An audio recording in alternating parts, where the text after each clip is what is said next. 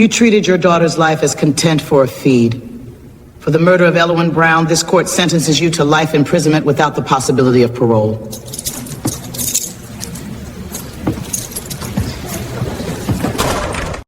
A 911 call came in at 3:47 p.m. on March 15, 2023.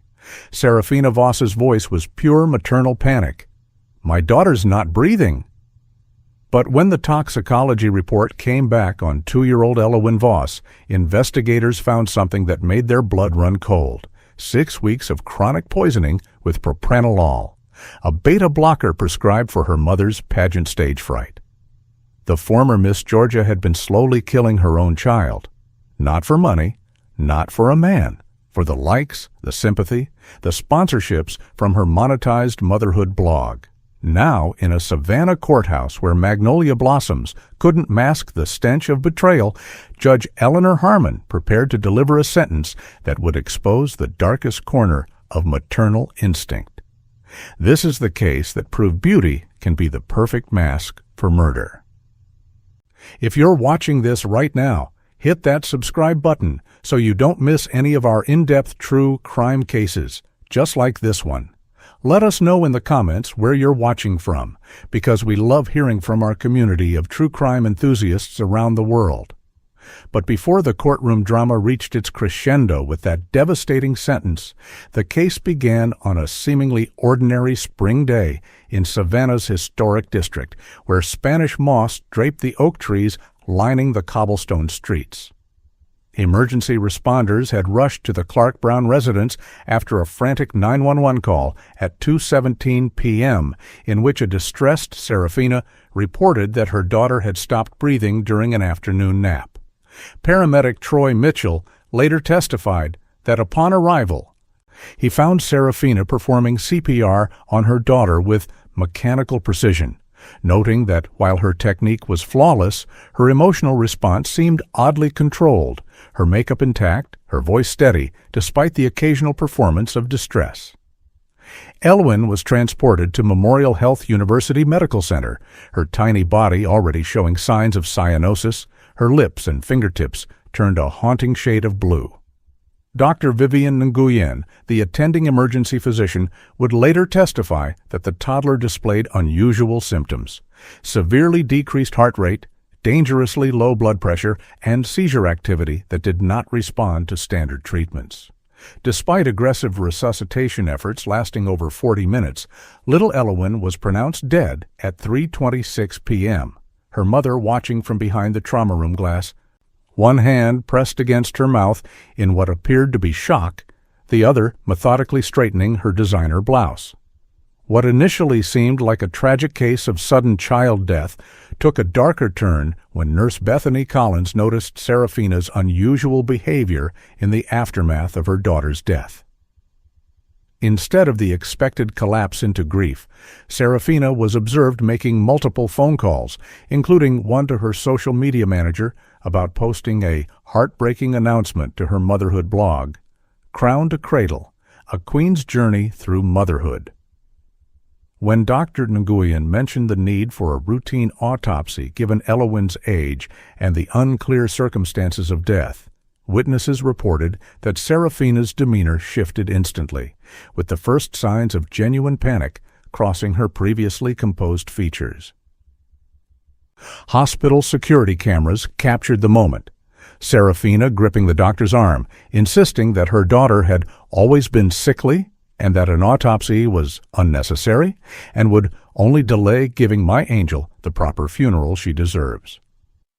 The pediatric resident on call that day, Dr. Marcus Rivera, had treated Elwyn twice in the previous month for what Serafina had described as mysterious fainting spells and concerning lethargy. He noted in his report that each time diagnostic tests had revealed no clear cause, yet Serafina had extensively documented these episodes on her popular blog, complete with artfully composed photographs of Elwyn in hospital beds. Social media experts would later calculate that posts featuring Elwyn's health struggles generated triple the engagement of Serafina's standard content, resulting in significant increases in sponsorship deals and a special fundraising campaign that had accumulated over $47,000 for specialized treatment options.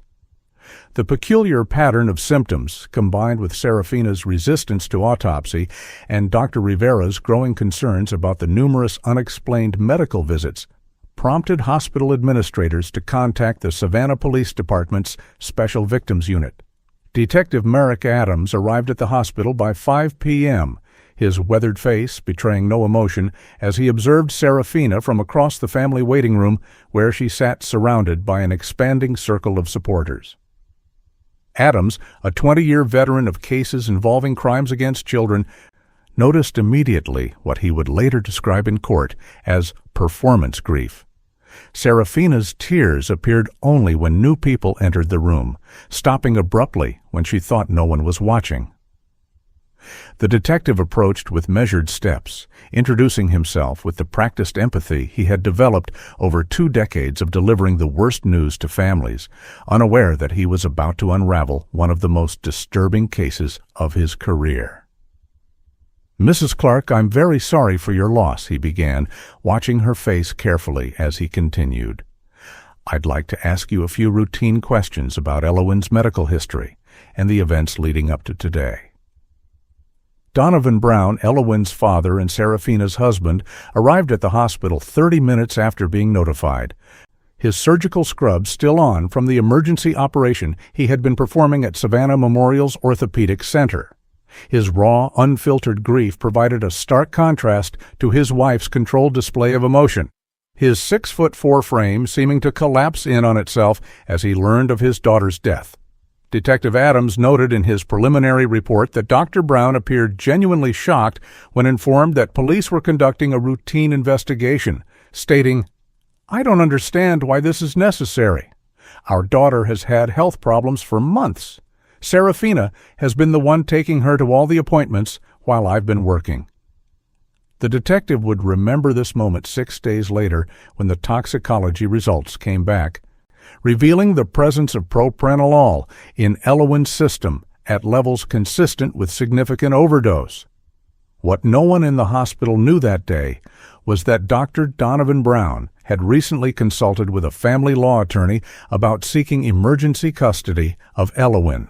3 weeks before his daughter's death, a pharmacy technician who attended the same church as Donovan had pulled him aside after Sunday service, concerned about Serafina's frequent propranolol prescription refills. "She mentioned that your daughter seemed to be having the same symptoms as side effects from the medication," Donovan would later testify, his voice breaking with the weight of hindsight regret. "I dismissed it initially. I couldn't believe Serafina would ever harm our child, but I started paying more attention, noticing that Elowen seemed most ill after Serafina had been alone with her, and that the symptoms would improve when I took care of her for extended periods." As evening fell over Savannah's historic district, Detective Adams stood on the porch of the Clark Brown Victorian home, search warrant in hand, preparing to enter what appeared from the outside to be the perfect family residence. The house itself told a story of success and careful curation: restored gingerbread trim painted in historically accurate colors, a garden featured in Southern Living magazine, and a brass plaque noting the building's significance in Savannah's architectural heritage. Adams, accustomed to seeing the darkness hidden behind beautiful facades, noted the children's toys artfully arranged on the porch swing, positioned as if for a photograph rather than actual play. Inside, crime scene investigators would discover a home that functioned as both residence and content creation studio, with lighting equipment set up in various rooms, props arranged for optimal social media backgrounds, and a medicine cabinet containing 3 different bottles of propranolol prescribed to Serafina Clark. The Savannah Medical Examiner's office was unusually quiet the morning Dr. Eliza Montgomery began her post-mortem examination of Elowen Brown, the sweet scent of her cherry blossom hand cream a jarring contrast to the clinical sterility of the autopsy suite. Her initial external examination revealed a well-nourished toddler with no obvious signs of trauma, though she noted the child appeared small for her age, with faint bruising around injection sites on her arms that would later prove crucial to the case. Preliminary cause of death appears consistent with cardiovascular failure, Dr. Montgomery dictated into her recorder, her trained eye already detecting subtle signs of chronic medication exposure even before the toxicology results would confirm her suspicions. She carefully collected hair samples, knowing that the strands would create a timeline of potential poisoning, each segment preserving a chemical record that could reveal a pattern of exposure over weeks or months, evidence that would prove pivotal in understanding the calculated nature of Elowen's death. Detective Merrick Adams sat at his desk in the Savannah Police Department's brick headquarters on Habersham Street, methodically reviewing Serafina Clark's online presence while waiting for the search warrant results from the Clark Brown residence. The detective scrolled through hundreds of meticulously crafted Instagram posts and blog entries chronicling Elowen's health journey, noting how Serafina had transformed from beauty queen to martyred mother, garnering thousands of sympathetic comments and an impressive monetization strategy that leveraged her daughter's supposed illnesses. Crown to Cradle had evolved from a lifestyle blog about a pageant winner transitioning to motherhood into a chronicle of medical mysteries, with professional quality photographs of hospital visits, close-ups of IV lines and tiny arms, and poignant captions about staying strong through the storm. As Adams compiled a timeline of Elowen's documented medical visits against the blog posts, a disturbing pattern emerged. Each hospital trip was preceded by content announcing Serafina's upcoming product partnerships or fundraising campaigns, suggesting a financial motive intertwined with the child's supposed health crises. The investigation accelerated when pharmacy records arrived, revealing that Serafina had filled her propranolol prescription at 3 different pharmacies across Savannah within a 6-week period. Each prescription had been written by a different doctor, her primary physician, a cardiologist she had seen once for heart palpitations, and a psychiatrist who had prescribed it for performance anxiety related to public speaking engagements. None aware of the others, a classic case of prescription shopping. The detective immediately contacted pediatric toxicologist Dr. Isolde Carr at the Georgia Bureau of Investigation's Coastal Laboratory, forwarding the preliminary findings and requesting priority analysis of Elowen's hair samples to establish a timeline of exposure. "We need to know if this was a one-time overdose or a pattern of poisoning," Adams explained, his normally impassive voice betraying a hint of urgency as he contemplated a 2-year-old systematically poisoned by her own mother, a special kind of evil that still managed to shake him after decades of investigating crimes against children. Dr. Fazem? Carr's preliminary report arrived within 48 hours, confirming Adams's worst suspicions and providing the scientific foundation for what would become the state's case against Serafina Clark. Hair strand analysis confirms propranolol presence at varying concentrations over approximately 6 weeks, with marked increases in dosage over the final 2-week period, the report stated, accompanied by a color-coded graph showing the escalating levels that corresponded precisely with Serafina's blog posts about Elowen's worsening condition. The toxicologist had identified a molecular signature specific to a particular manufacturer's formulation of propranolol, the same brand prescribed to Serafina, eliminating any possibility that the medication had come from another source or been prescribed legitimately for the child. Dr. Burby, Chuck Carr noted with clinical precision what would later move jurors to tears. The pattern of administration suggests a calculated escalation, with sublethal doses being administered regularly, followed by a significant increase, resulting in the fatal dose on the date of death. While scientific evidence mounted in the laboratory, digital forensic specialists worked to recover deleted search history from Serafina's devices seized during the initial home search. Technical analyst Jamie Woodson methodically reconstructed months of searches that painted a chilling picture of premeditation. Beta blocker effects on children. How much propranolol is dangerous? Can propranolol cause seizures in toddlers? And most damning, will autopsy show propranolol in system? Woodson discovered these searches were often conducted late at night after Donovan Brown was asleep or during his surgical shifts, with many occurring in private browsing windows that Serafina believed would hide her digital footprints. The analyst also uncovered a spreadsheet hidden within a folder of beauty product reviews, containing what appeared to be a dosing schedule with notes tracking Elowen's symptoms after each administration, vital evidence of both knowledge and intent that would later be presented to devastating effect in the courtroom. On the fifth day of investigation, Detective Adams and his partner, Detective Lena Rodriguez, prepared to interview Serafina Clark formally at the Chatham County Detention Center, where she was being held without bail following her arrest. The interview room was deliberately sparse. A metal table bolted to the floor, 3 chairs, and a recording system capturing every nuance of what would become a master class in psychological warfare between investigators and suspect. We approach this knowing she's maintained a performance her entire life, from pageants to motherhood influencer to grieving mother, Adams briefed Rodriguez before entering. Our strategy is to present evidence methodically, watching for breaks in her facade, particularly when confronted with the scientific evidence she can't explain away. Serafina entered the interview room with the practiced poise of someone accustomed to being observed, her orange jumpsuit somehow appearing tailored, her posture regal despite the handcuffs securing her to the table ring. Detective Adams noted how she immediately assessed the room, her eyes calculating sightlines and camera angles as if preparing for a performance, rather than an interrogation about her daughter's death.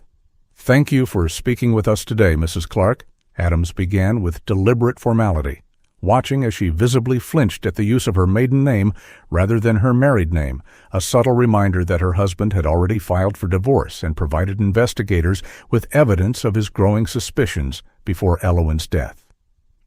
"We have some questions about Elowen's medical history and the events of March 15th, he continued, deliberately placing a folder labeled Toxicology Results on the table where she could see it but not read its contents, a psychological tactic to increase anxiety and potentially break down her carefully constructed narrative.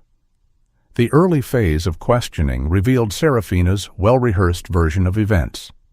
Elowen had been chronically ill with mysterious symptoms doctors couldn't properly diagnose.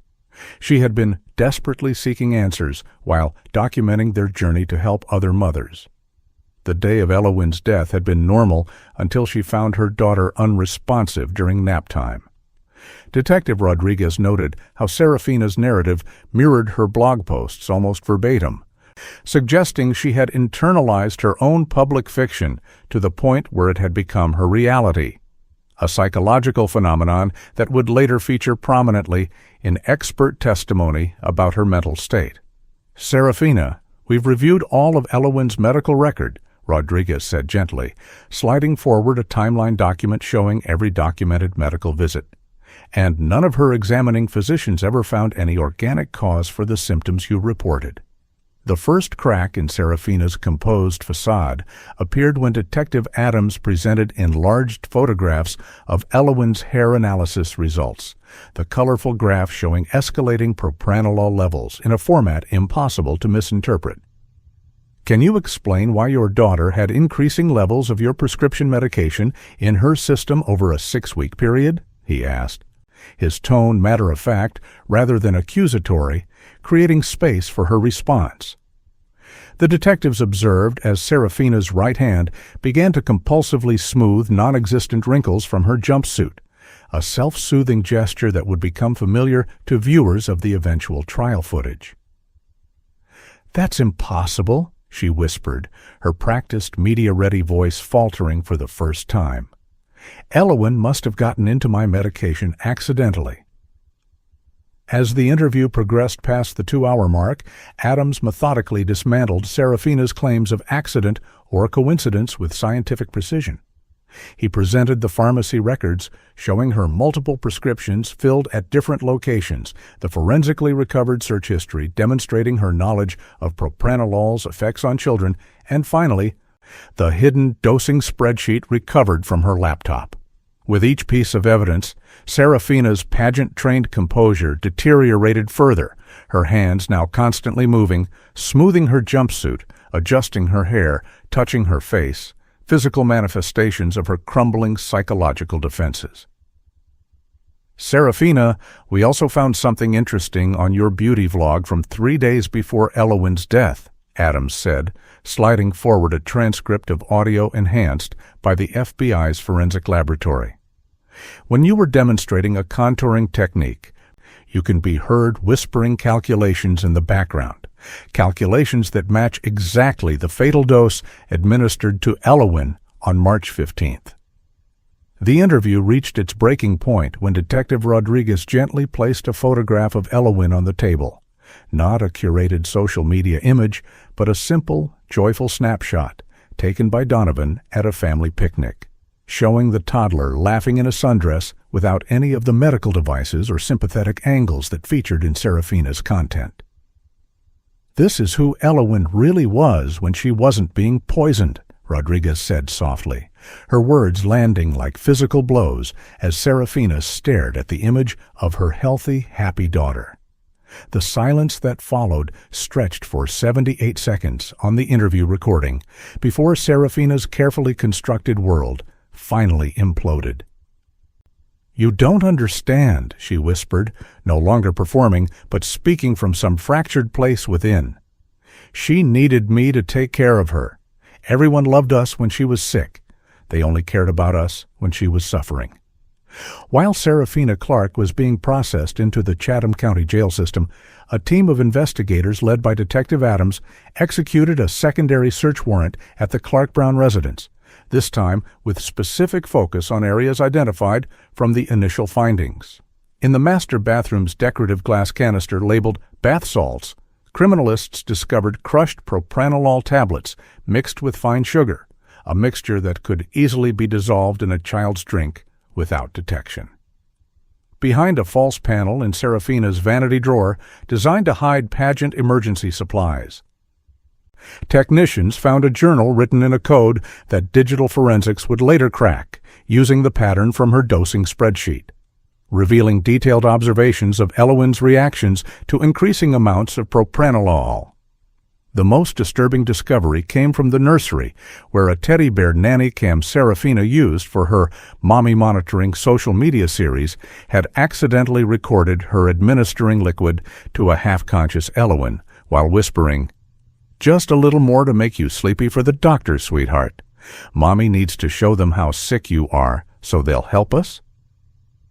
The Chatham County Detention Center's interview room seemed to shrink around Serafina Clark as Detective Merrick Adams methodically arranged evidence folders on the metal table between them, each labeled with clinical precision: pharmacy records, digital forensics, hair analysis, home search results. Serafina's eyes darted between the folders like a trapped animal searching for escape, her normally perfect posture now slightly hunched as the weight of documented evidence pressed down on her carefully constructed reality. "Let's start with these," Adams said calmly, opening the pharmacy records folder and spreading out receipts from 3 different Savannah pharmacies, all showing propranolol prescriptions filled within weeks of each other. "Can you explain why you needed 60 tablets from Johnson's Pharmacy on February 3rd? Then another 60 from Coastal Drugs on February 17th, and 60 more from MedRite on March 1st? "I lose medications frequently," Serafina responded with practiced smoothness, her pageant training evident in the way she maintained eye contact while delivering a clearly rehearsed line. "I've always been disorganized with my own health needs because I focus so much on Elowyn's care." Detective Adams nodded as if accepting this explanation, his weathered face betraying nothing while he made a small notation in his notepad. a deliberate gesture designed to make suspects wonder what he was writing.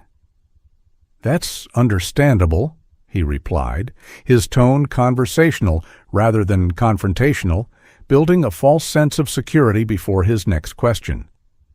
"But what's interesting is that our search of your home found all 3 prescription bottles, each still containing approximately the expected number of pills if taken as directed. So if you didn't lose them, where did the missing pills go?" The first visible crack in Serafina's composure appeared as her right hand moved unconsciously to smooth an imaginary wrinkle from her orange jumpsuit, a gesture that would become familiar to investigators and eventually to millions who watched the trial footage.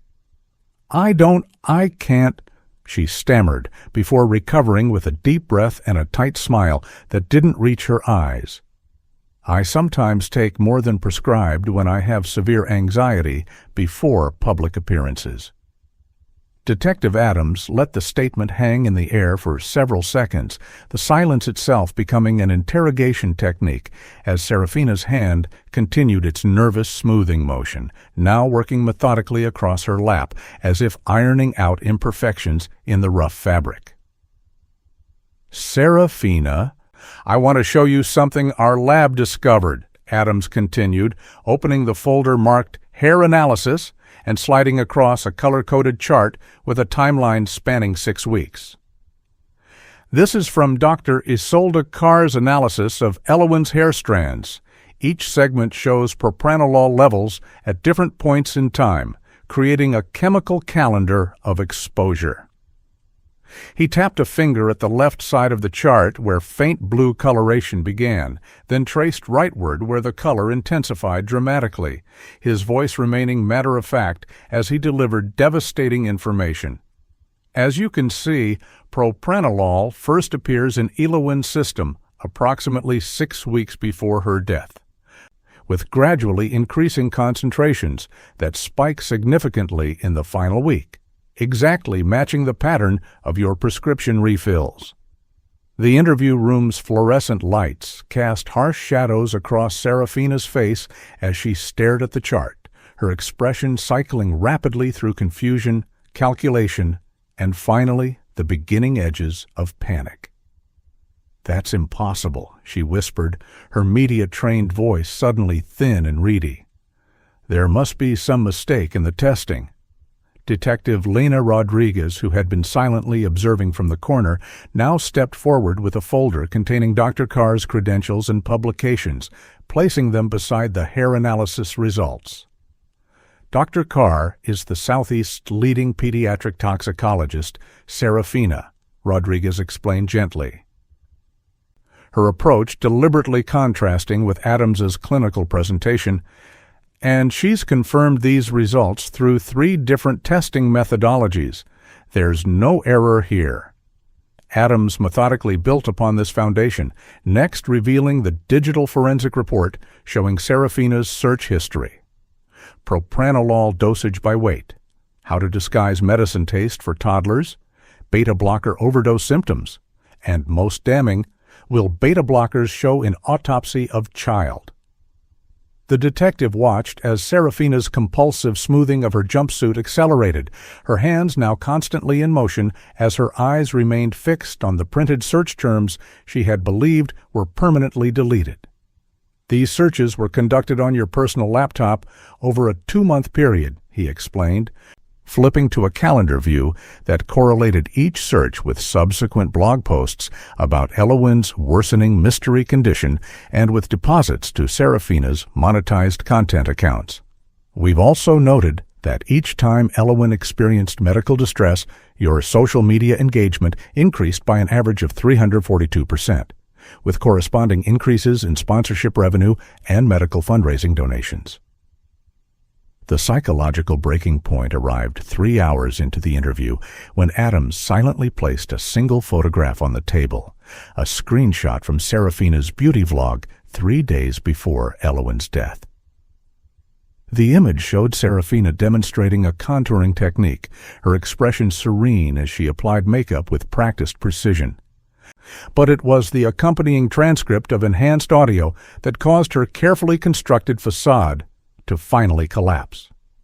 "Fu, so 2 pills crushed makes about 40 milligrams for her weight? Maybe 3, to really show symptoms for the specialist appointment." Read the transcript of her barely audible whispers captured by the sensitive microphone, but inaudible in the original video. Serafina stared at her own words, her hands now completely still for the first time since the interview began, as if the evidence had shocked her body into momentary paralysis. "I was just thinking out loud about my own medication," she whispered.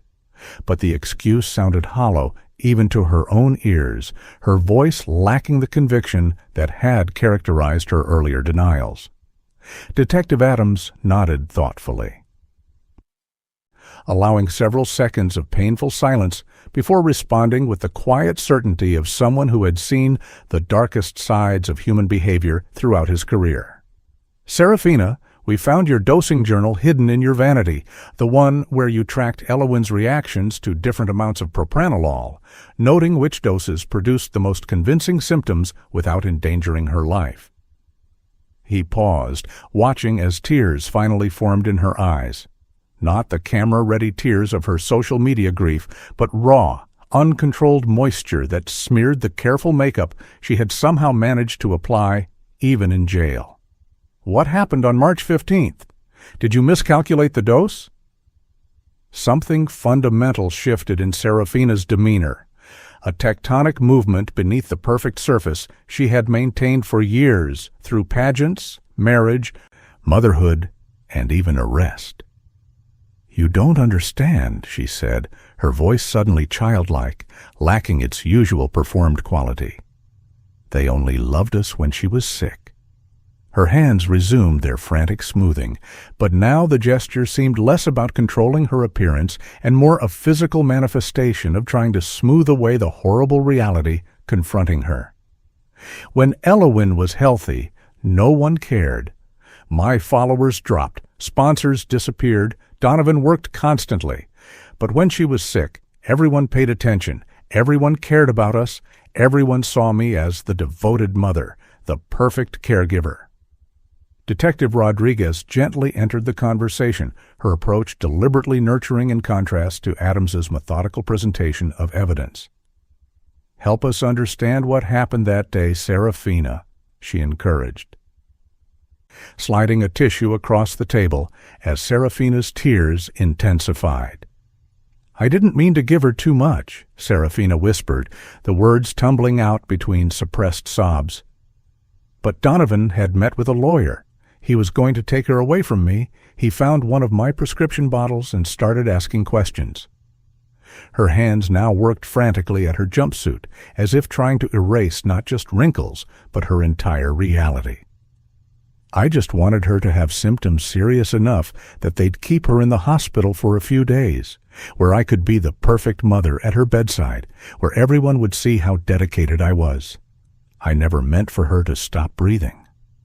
The confession, while not explicitly stating criminal intent, provided investigators with crucial context that aligned with the physical and digital evidence already collected. Adams and Rodriguez exchanged a brief glance, acknowledging the breakthrough while maintaining their carefully crafted interview personas. "Serafina, tell us about the blog," Adams prompted, strategically shifting focus to establish motive, while her psychological defenses were compromised. "When did you start documenting Elowyn's health issues online?" Serafina's response revealed the disturbing progression from minor exaggeration to deadly deception. "It started when she had colic as an infant. The engagement on those posts was so much higher than my regular motherhood content." Her voice had taken on a distant quality, as if she were narrating someone else's story rather than confessing to poisoning her own child. "People sent gifts, companies offered sponsorships for strong moms dealing with medical challenges, and a parenting magazine did a feature on us. Beauty queen to warrior mom. It was the most attention I'd received since losing my crown." As she continued describing how the positive reinforcement had gradually led her to fabricate and then induce symptoms, The detectives gained critical insights into the psychological spiral that had culminated in Elowen's death, valuable information that would later inform both the prosecution's strategy and the psychiatric evaluations central to the case. By the interview's fifth hour, Serafina's carefully constructed persona had fully disintegrated, revealing glimpses of the profound psychological disturbance that had driven her actions. "My mother did the same thing." "You know," she stated with unsettling casualness, opening an unexpected avenue of investigation that would eventually lead to Gwendolyn Ashford's devastating testimony against her own daughter. "She always told me I had allergies, sensitivities, rare conditions. She took me to 36 different doctors before I turned 18. Detective Rodriguez made careful notes as Serafina described her childhood as a medical curiosity and pageant contestant, creating a multi-generational pattern that prosecutors would later characterize as inherited Munchausen by proxy, magnified by the rewards of social media attention and financial gain. As the interview concluded, Detective Adams presented Serafina with an arrest warrant for first-degree murder and aggravated child abuse, explaining the formal charges and the evidence supporting them. The transformation was complete. The composed, photogenic beauty queen had vanished, replaced by a hollow-eyed woman whose hands could not stop their frantic smoothing motions as she was led back to her cell. "I was helping her," were Serafina's final words as the interview room door closed, a distorted maternal instinct twisted by pathology into the ultimate betrayal. Outside in the corridor, Adams turned to Rodriguez with the weary expression of someone who had seen too many children failed by those meant to protect them. "Document everything," he instructed his partner, already thinking ahead to the prosecution that would follow. "Lennox Morales will need every detail for trial." The news of Serafina Clark's arrest exploded across Savannah and quickly captured national attention, with media outlets scrambling to reconcile the image of the beauty queen turned mommy blogger with the emerging details of calculated poisoning. Cable news channels ran side-by-side images. Serafina, radiant in her Miss Georgia crown, juxtaposed with her hollow-eyed mugshot. Screenshots of her picture-perfect motherhood blog, beside evidence photographs of propranolol bottles found in her home. True crime podcasts immediately began producing episodes with titles like Crowning Achievement, The Deadly Deception of Serafina Clark, and From Pageant to Prison, Beauty Queen's Deadly Obsession, while social media platforms that had once amplified her motherhood content now hosted heated debates about the intersection of Munchausen by proxy and internet validation culture. The Chatham County Courthouse's high ceilings trapped the summer heat despite the straining air conditioning, creating a greenhouse effect that matched the pressure building in the main courtroom as Dr. Isolde Carr approached the witness stand. The pediatric toxicologist moved with the careful precision that characterized her laboratory work, her testimony representing the scientific cornerstone of the state's case against Serafina Clark. "Dr. Carr, please explain to the jury your findings regarding the hair strand analysis performed on Elowen Brown," requested prosecutor Lennox Morales, his commanding presence drawing all eyes despite his compact stature. The doctor adjusted her glasses and directed her attention to the large display screen where a color-coded timeline appeared, showing propranolol concentrations in Elowen's hair over a 6-week period. Hair grows approximately 1 centimeter per month, allowing us to create a retrospective timeline of drug exposure by analyzing segments sequentially from root to tip, she explained, her clinical tone belying the horrific story told by the gradually intensifying colors on the chart. "Could these findings result from accidental exposure?" Morales asked, strategically addressing the defense's anticipated argument before they could present it. Dr. Carr shook her head decisively, her silver bob catching the courtroom lights as she pointed to specific patterns in the data display. "The consistent presence with gradually increasing concentrations is incompatible with accidental ingestion, which would appear as isolated spikes rather than this progressive pattern. She proceeded to explain how the molecular signature of the propranolol matched the specific pharmaceutical manufacturer that supplied Serafina's prescription, and how the metabolization patterns indicated regular administration rather than environmental contamination. Most significantly, she concluded with the quiet authority that had made her testimony devastating in previous cases. The fatal dose administered on March 15th represents approximately 3 times the therapeutic dose for an adult of Serafina Clark's weight, roughly 12 times what would be considered dangerous for a child of Eloin's size and age.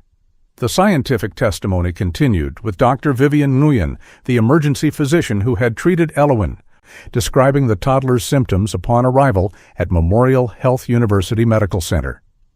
Eloin presented with a heart rate of 42 beats per minute, critically low blood pressure of 64/38, and seizure activity that did not respond to standard protocols, she testified, her composure momentarily faltering when Prosecutor Morales displayed a photograph of the child connected to life support equipment. These symptoms are consistent with beta-blocker toxicity, which depresses cardiac function and can cause central nervous system effects, including seizures. Dr. Nguyen explained that the medical team had initially treated Eloin for unknown poisoning based on her symptoms, but without knowing the specific agent, their interventions proved ineffective against the massive propranolol overdose, later confirmed by toxicology. As the prosecution built its scientific case, Serafina sat at the defense table in a modest navy dress, selected by her attorneys to downplay her pageant past, her expression carefully neutral, though observers noted her hands constantly smoothed invisible wrinkles on her skirt. Defense attorney Clayton Holbrook attempted to challenge Dr. Carr's findings during cross-examination, suggesting alternative explanations for the propranolol in Eloin's system. Is it possible that environmental contamination, perhaps from Mrs. Clark handling her own medication and then touching her daughter's food, could explain these results? The toxicologist's response was measured but definitive. The concentrations we observed would require direct, intentional administration of crushed tablets or liquid medication, not incidental transfer. When Holbrook pressed about potential errors in the testing methodology, Dr. Carr calmly described the triple verification protocol used by her laboratory, effectively neutralizing the defense's attempts to undermine the scientific evidence. The courtroom dynamic shifted dramatically with the appearance of Gwendolyn Ashford, Serafina's mother, whose testimony had been secured through immunity after investigators discovered her own history of suspected medical child abuse. Morales approached her questioning with careful precision, establishing first the Ashford family's social standing in Savannah's elite circles and Gwendolyn's reputation as a dedicated mother who had raised a beauty queen. "Mrs. Ashford, when did Serafina first begin competing in pageants?" he asked, establishing the foundation for what would become devastating testimony about intergenerational patterns of behavior. "She was 3, Gwendolyn answered, her southern accent pronounced despite obvious attempts to modulate her speech for the courtroom. "I recognized her potential early. She had a natural poise that judges responded to." "And did Serafina have health issues during her childhood?" Morales continued, his questions seemingly innocuous, though everyone in the courtroom sensed the direction his examination was taking. Gwendolyn's hesitation was brief but noticeable before she responded. "Serafina was a delicate child with numerous sensitivities and conditions that required specialized care." The prosecutor nodded sympathetically before displaying medical records obtained through court order. 36 different physicians across 7 states, hundreds of appointments, dozens of diagnoses ranging from rare allergies to obscure autoimmune conditions, none ever confirmed by objective testing.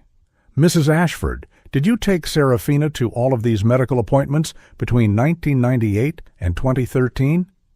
Each date corresponded with the time when Serafina had been scheduled to compete in a pageant but withdrawn due to medical emergencies, only to make miraculous recoveries in time for more prestigious competitions. As Gwendolyn's testimony progressed, the courtroom witnessed the unraveling of 3 generations of fabricated illness, with Morales methodically exposing how Gwendolyn's own mother had exhibited similar patterns with her children. "My mother always said that sick children receive the love and attention they deserve," Gwendolyn admitted after particularly skillful questioning, her composed facade cracking to reveal the disturbed logic that had been passed down through the family. It wasn't about hurting them, it was about creating opportunities for exceptional care.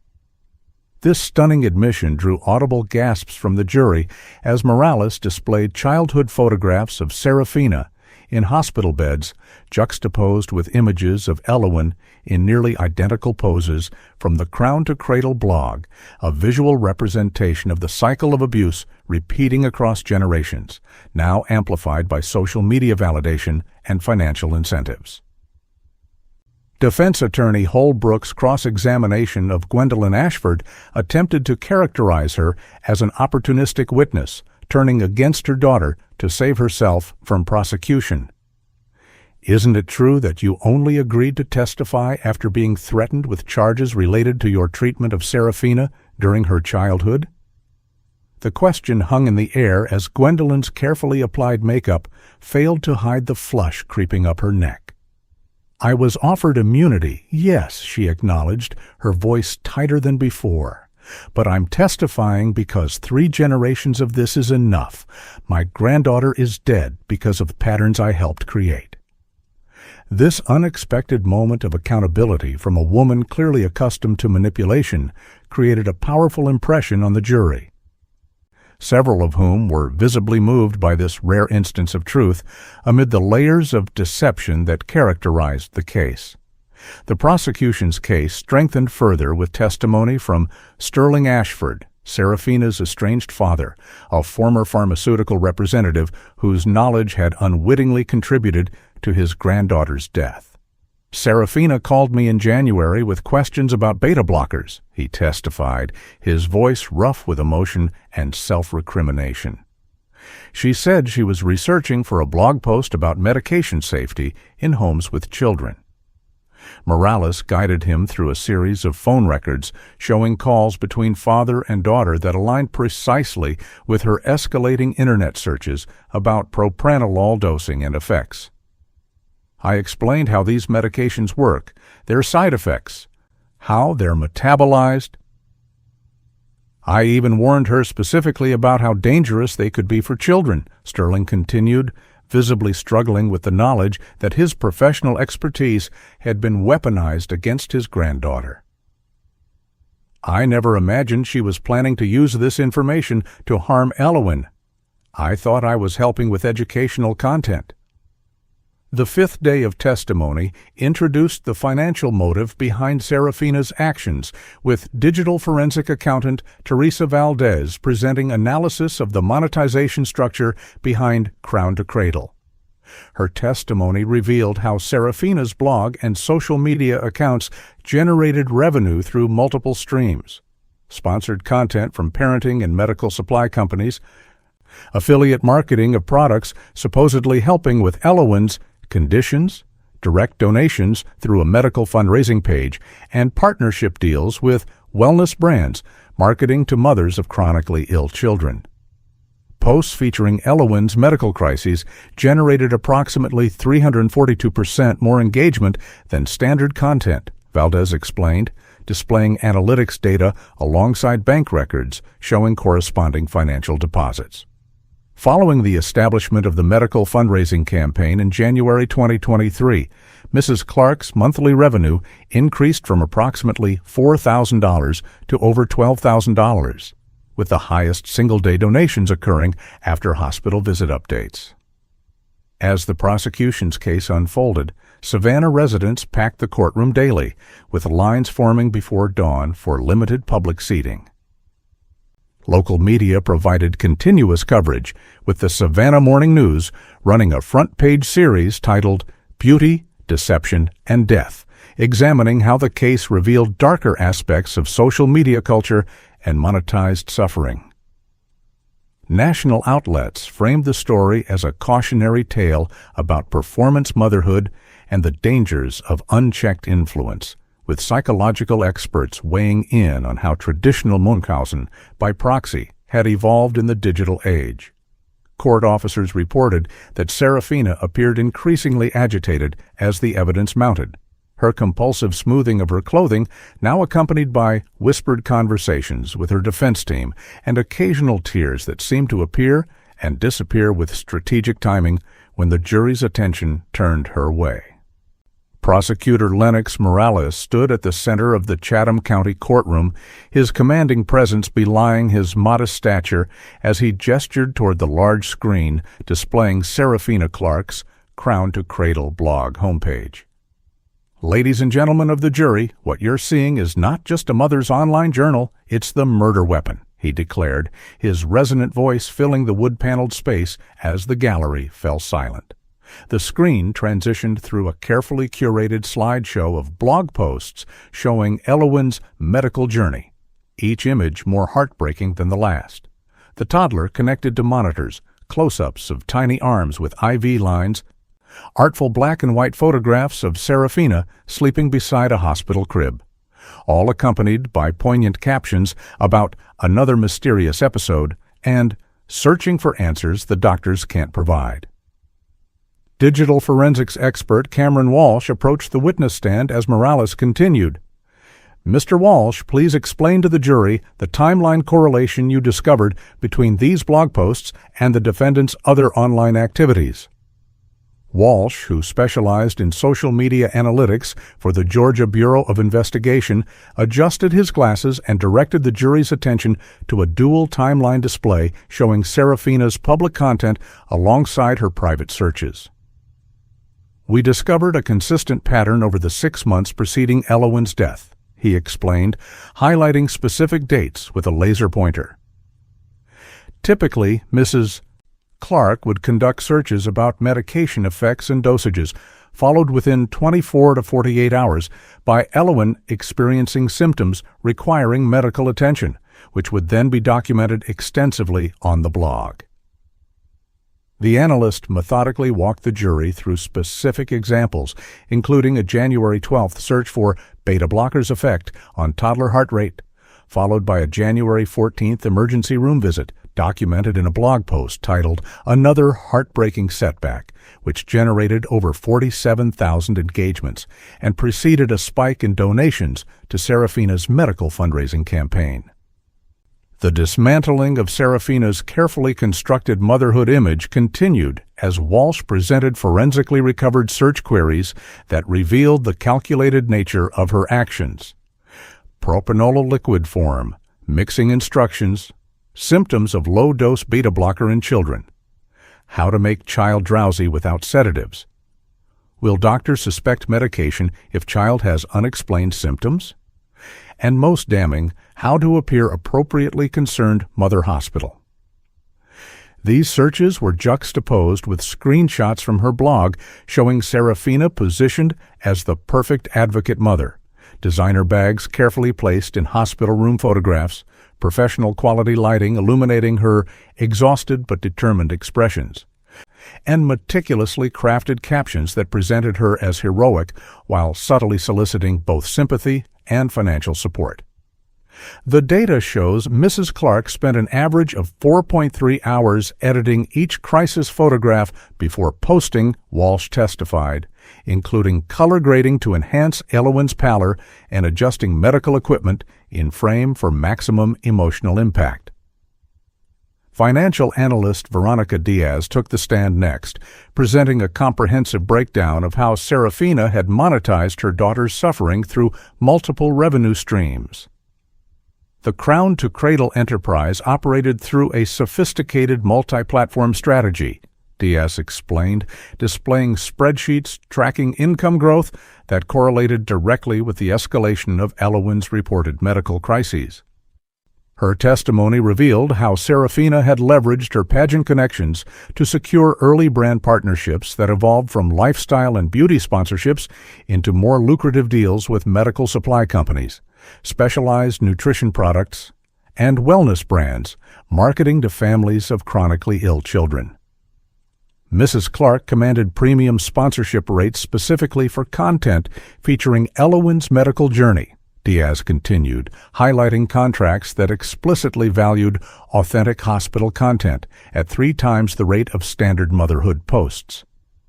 The courtroom atmosphere grew increasingly tense as Diaz detailed the medical fundraising campaign Serafina had established in January 2023, ostensibly to cover specialized treatments not covered by insurance for Elowin's mysterious conditions. This GoFundMe campaign raised $47,842 over a 2-month period, the analyst testified, displaying transaction records alongside the campaign page featuring a particularly heart-wrenching photograph of Elowin sleeping in a hospital bed surrounded by stuffed animals.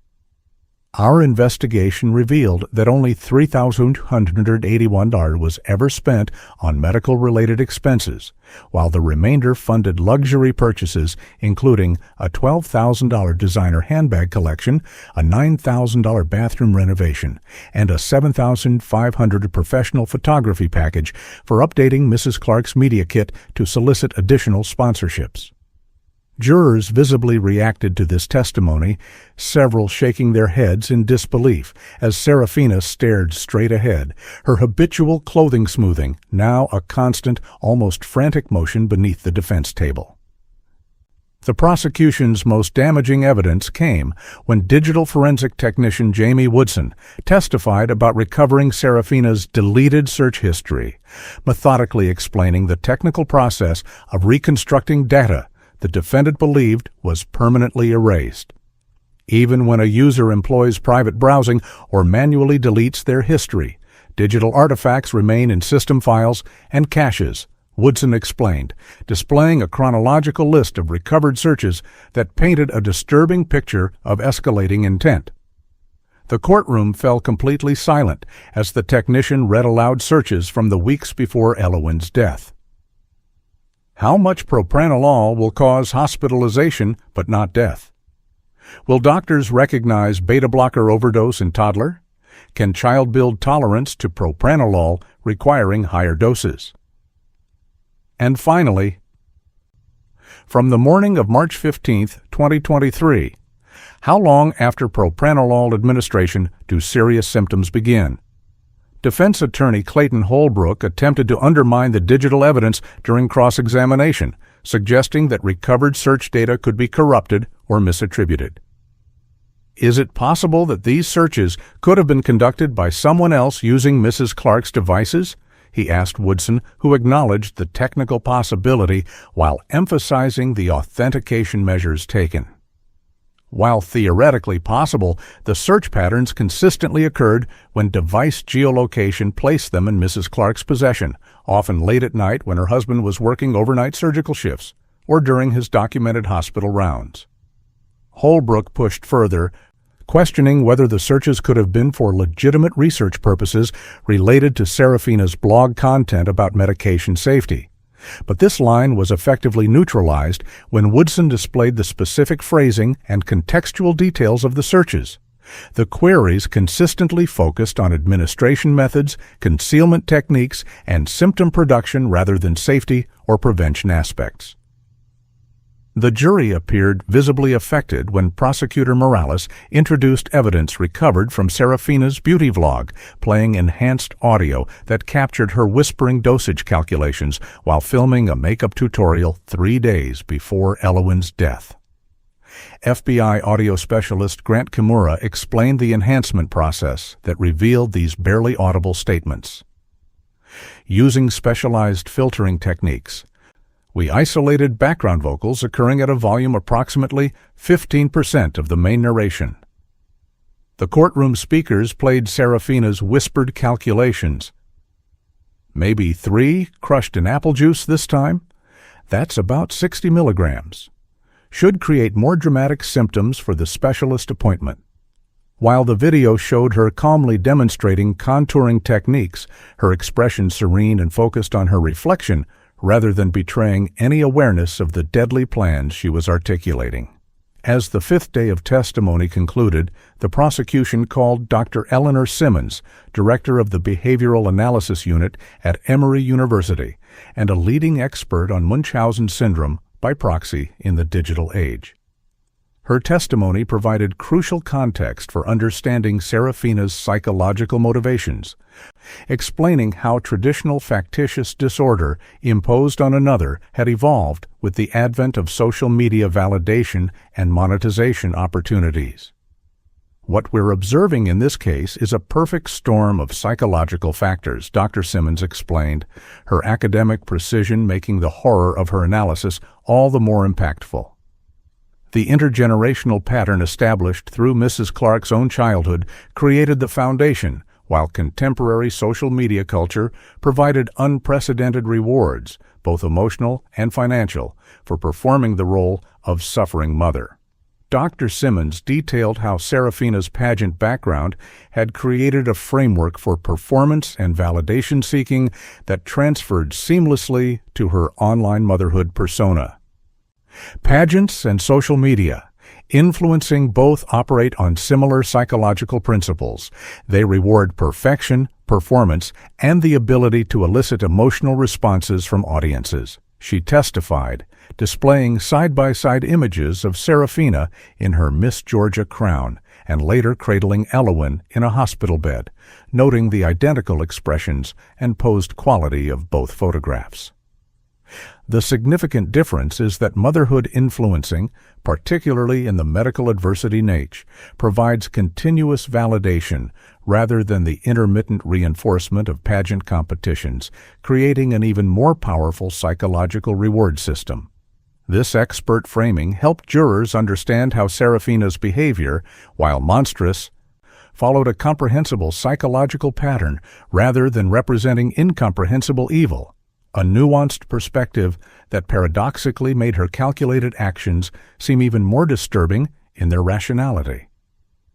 The day ended with perhaps the most emotionally devastating testimony yet, as Morales called Nurse Bethany Collins, who had been present during Elowen's final moments in the emergency room. Her account of Serafina's behavior immediately following her daughter's death provided a window into the distorted priorities that had ultimately proven fatal. While the medical team was still attempting resuscitation, Mrs. Clark was on her phone in the family room, Collins testified, her professional composure momentarily faltering. When I entered to provide an update, I overheard her speaking with someone about posting the news on her blog, discussing which hospital photographs would generate the most engagement and whether she should wait until evening to make the announcement for optimal audience reach. The nurse's testimony concluded with her observation that when Elowen was pronounced dead, Serafina's first request was not to hold her daughter one last time, but to ask if she could capture a final moment with her phone, a request the medical staff denied out of respect for the child. The defense strategy showed its first significant fracture on the sixth day of trial when Dr. Maxwell Thornton took the stand as the psychiatric expert supporting Serafina Clark's diminished capacity claim. The distinguished-looking psychiatrist adjusted his bow tie nervously as he settled into the witness chair, his credentials impressive on paper. Harvard Medical School graduate, 20 years of practice specializing in dissociative disorders, author of 3 textbooks on maternal mental health. Dr. Thornton, based on your evaluation of Mrs. Clark, what conclusions have you reached regarding her mental state at the time of Elowen's death? Defense attorney Clayton Holbrook asked, his tone suggesting complete confidence in the forthcoming testimony. After extensive evaluation, I've diagnosed Mrs. Clark with severe postpartum psychosis complicated by delusional disorder and dissociative features, Dr. Thornton replied, his authoritative voice carrying through the courtroom, as he described how these conditions could have prevented Serafina from understanding the wrongfulness of her actions or forming criminal intent. The expert testimony seemed to provide the foundation for the defense's central argument that Serafina was not a calculating murderer, but a severely mentally ill mother, disconnected from reality. Dr. Thornton described her fragmented sense of self, divided between her pageant identity, her public motherhood persona, and her private struggles, suggesting that these fragmentations prevented her from fully comprehending the consequences of administering medication to Elowin. Mrs. Clark exhibits classic signs of reality distortion consistent with postpartum psychosis, he testified with apparent conviction, including the fixed belief that her actions were actually protecting her daughter rather than harming her, a delusion reinforced by the validation she received online for her medical advocacy. Prosecutor Lennox Morales approached his cross-examination with unusual patience, beginning with seemingly innocuous questions about Dr. Thornton's background and professional history. "You've testified in numerous cases involving mothers accused of harming their children, correct?" Morales asked, establishing the expert's familiarity with the judicial process. "Yes, approximately 27 cases over my career," Thornton confirmed, adjusting his glasses with a slight smile, suggesting pride in his extensive experience. Morales nodded thoughtfully before asking, "And when did you first meet Serafina Clark?" The psychiatrist paused briefly before responding, "When I was retained by the defense for this case, approximately 4 months ago." The courtroom atmosphere shifted perceptibly as Morales approached the witness stand, placing a folder on the edge, but not yet opening it. "Are you certain that was your first interaction with Mrs. Clark?" he asked quietly, his tone suggesting he already knew the answer. Dr. Thornton shifted uncomfortably in his seat, glancing briefly toward the defense table where Holbrook's expression had frozen in a mask of professional neutrality. Yes, I believe that was our first professional interaction," the psychiatrist clarified, the slight emphasis on professional immediately drawing Morales' focus. "An interesting distinction, Doctor," the prosecutor noted, finally opening the folder to remove several photographs. "I'd like to introduce State's Exhibit 47, Your Honor." The photographs displayed on the courtroom screens showed a much younger Serafina in her pageant days, standing beside Dr. Thornton at various social functions spanning from 2010 to 2014. "Dr. Thornton, can you identify the individuals in these photographs?" Morales asked as the color drained from the psychiatrist's face. With visible reluctance, Thornton acknowledged his presence in the images, explaining that he had served on several pageant boards and scholarship committees during that period. "And what was the nature of your relationship with Serafina Clark, then Serafina Ashford, during these years?" Morales continued, his methodical questioning building toward what the gallery now sensed would be a dramatic revelation. After several evasive responses, Judge Harmon fixed the witness with a stern glare. "Dr. Thornton, you are under oath," she reminded him, her tone leaving no room for equivocation. The psychiatrist's professional demeanor crumbled visibly as he finally admitted, "We had a personal relationship from approximately June 2012 to February 2014, while she was competing in the pageant circuit." The courtroom erupted in murmurs as Morales produced text messages, emails, and hotel receipts documenting an intimate relationship that began when Serafina was 17 and Thornton was 36, continuing through her early pageant career, information neither disclosed to the defense team nor mentioned in his professional assessment of her mental state. "Dr. Thornton, did you disclose this prior relationship to defense counsel before accepting this case?" Morales asked, though the ashen expression on Attorney Holbrook's face had already answered the question. "I didn't consider it relevant to my professional assessment," Thornton responded weakly, his credibility visibly disintegrating before the jury's eyes. Morales pressed further, establishing that the psychiatrist had violated numerous ethical guidelines by accepting the case without disclosure, potentially tainting his entire evaluation with personal bias, or worse, deliberate manipulation to help someone with whom he had shared an inappropriate relationship. The devastating cross-examination culminated when Morales displayed text messages from just 2 years prior, showing that Thornton and Serafina had maintained contact well into her marriage, including messages where she confided her frustrations about motherhood and her husband's medical career. Dr. Thornton, given your undisclosed personal history with the defendant, your ongoing communication with her, and your failure to recuse yourself from this case due to obvious conflict of interest, is it fair to say your diagnosis of postpartum psychosis might be somewhat less than objective? The question hung in the air for several painful seconds before the psychiatrist mumbled, "I stand by my clinical assessment," though his credibility had been irreparably damaged. Judge Harmon called an immediate recess, instructing the jury to disregard Dr. Thornton's testimony entirely, and informing them that she would be referring him to the Georgia Medical Board for ethics violations. Defense attorney Clayton Holbrook appeared visibly shaken as he conferred frantically with his team, the foundation of their diminished capacity defense having collapsed spectacularly in full view of the jury.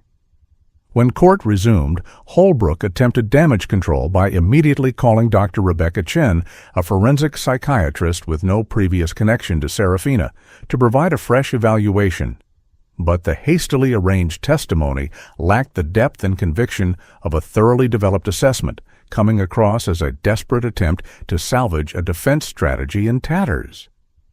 The day's dramatic revelations continued when Morales called Jenna Martinez, a former cellmate of Serafina's from the Chatham County Detention Center, to testify about conversations they had shared during pretrial detention. Martinez entered the courtroom in prison attire, her hardened expression suggesting someone familiar with the criminal justice system, as she took the stand and described how Serafina had allegedly confessed to her. "She told me she had been giving her kid pills for months to keep her sick, that had brought in good money from her followers and kept her husband paying attention instead of working all the time." The testimony seemed damning until defense attorney Holbrook rose for cross-examination, approaching with renewed determination after the earlier setback. "Ms. Martinez, how many times have you testified about jailhouse confessions in other cases?" Holbrook asked, his tone suggesting he already knew the answer. Martinez shifted uncomfortably, admitting a few times, before Holbrook displayed court records documenting 17 previous instances where she had claimed defendants confessed to her while sharing jail cells, an improbably high number suggesting a pattern of fabricating testimony for personal benefit. "And what benefits have you received in exchange for your testimony today?" he continued, methodically establishing that Martinez had received a favorable plea deal on pending charges and preferential housing assignments in return for her testimony against Serafina. In a rare moment of alignment, Prosecutor Morales stood and addressed the court. "Your Honor, the state wishes to withdraw this witness and requests that the jury disregard her testimony in its entirety." His ethical decision to abandon a problematic witness rather than rely on potentially false testimony earned a barely perceptible nod of respect from Judge Harmon. "The prosecution's integrity is more important than any single piece of evidence," Morales explained later to the press, demonstrating the principled approach that had earned him respect throughout the Savannah legal community. "We have overwhelming scientific and digital evidence. We don't need or want testimony that cannot be fully verified." As the defense case continued to unravel, the prosecution called Dr. Naomi Parker, the court-appointed psychiatrist who had conducted an independent evaluation of Serafina. Her testimony directly contradicted the defense narrative of a mother lost in psychosis, instead describing a woman with a highly organized personality disorder characterized by profound narcissism, manipulative behaviors, and a disturbing lack of empathy toward her child. Dr. Parker methodically walked the jury through her evaluation process, noting that Serafina had demonstrated rehearsed emotional responses rather than genuine affect, and had attempted to research the symptoms of postpartum psychosis before their sessions, as evidenced by her detention center library records and conversations with staff. What is particularly noteworthy in this case, Dr. Parker testified, is the level of planning, documentation, and calculated risk assessment evident in Mrs. Clark's behavior, all inconsistent with the disorganized thinking typical of psychotic disorders. She explained how Serafina's meticulous tracking of dosages, careful monitoring of symptoms, and strategic escalation of poisoning to avoid detection demonstrated clear awareness of wrongdoing and deliberate intent. A truly psychotic individual suffering from delusions would not typically have the organizational capacity to maintain the elaborate documentation found on Mrs. Clark's devices, nor would they engage in the systematic concealment behaviors observed in this case. Parker concluded, her testimony effectively dismantling what remained of the defense's mental illness strategy. The courtroom dynamic shifted dramatically when Donovan Brown took the stand. The orthopedic surgeon's imposing physical presence diminished by obvious grief as he testified about his growing suspicions in the weeks before his daughter's death. "I started noticing a pattern," he explained, his voice occasionally breaking with emotion. "Elowyn would be completely fine when I cared for her during Serafina's spa weekends or influencer retreats, but would develop symptoms shortly after Serafina resumed primary care." He described finding a prescription bottle of propranolol in Serafina's cosmetics case while searching for aspirin, which prompted him to begin documenting Elowyn's symptoms and their correlation with his wife's behavior, evidence he had taken to a family law attorney 3 weeks before his daughter's death, initiating emergency custody proceedings that were still pending when Elowyn died. "I blame myself every day," Donovan testified, tears now flowing freely as the jury watched in somber silence. "I suspected something was wrong, but couldn't bring myself to believe that my wife, my child's mother, would deliberately harm our daughter." His testimony became particularly powerful when he described confronting Serafina 5 days before Elowyn's death, telling her he had spoken with a lawyer about custody concerns. "She became absolutely calm, not angry, not defensive, just eerily composed, and said, 'No one will ever believe you over me. I'm the devoted mother everyone sees online.'"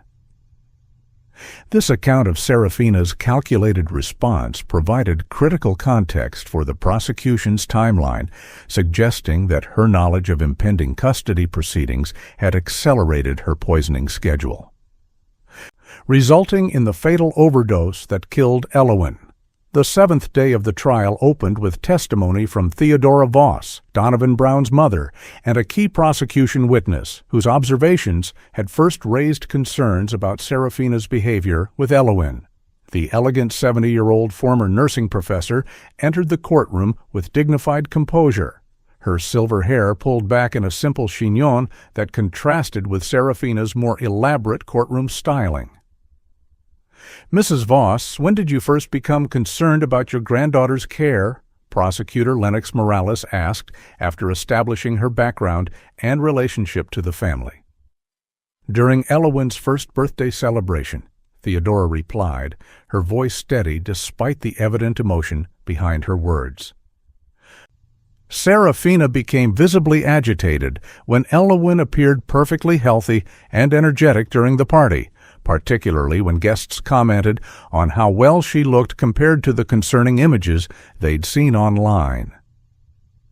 Theodora described observing Serafina take Elowyn to a back bedroom during the party, ostensibly to change her diaper, after which the child became noticeably lethargic and developed the symptoms Serafina had been documenting online.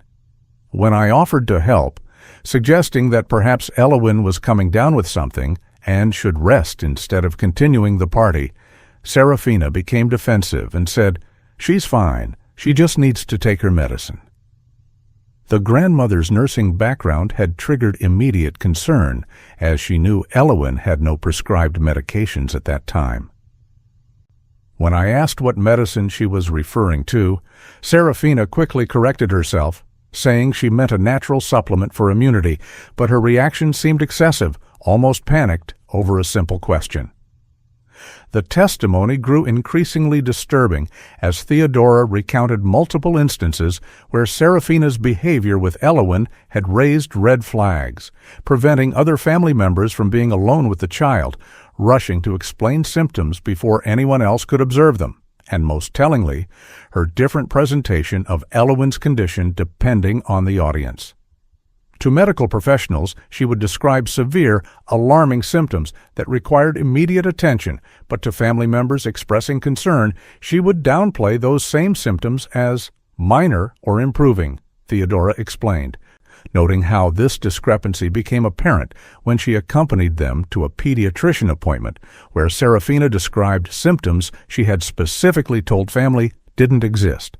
Defense attorney Clayton Holbrook attempted to discredit Theodora's observations during cross-examination, suggesting her testimony was colored by a difficult relationship with her daughter-in-law.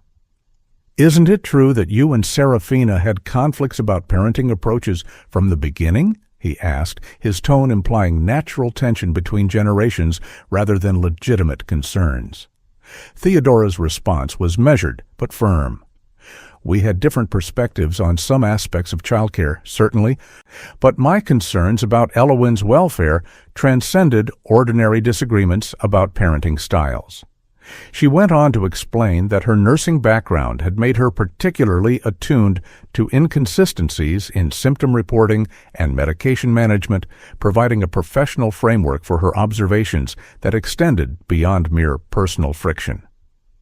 The prosecution next called Sterling Ashford, Serafina's estranged father, whose reluctant testimony provided critical insight into the pharmaceutical knowledge that had enabled his daughter's crimes.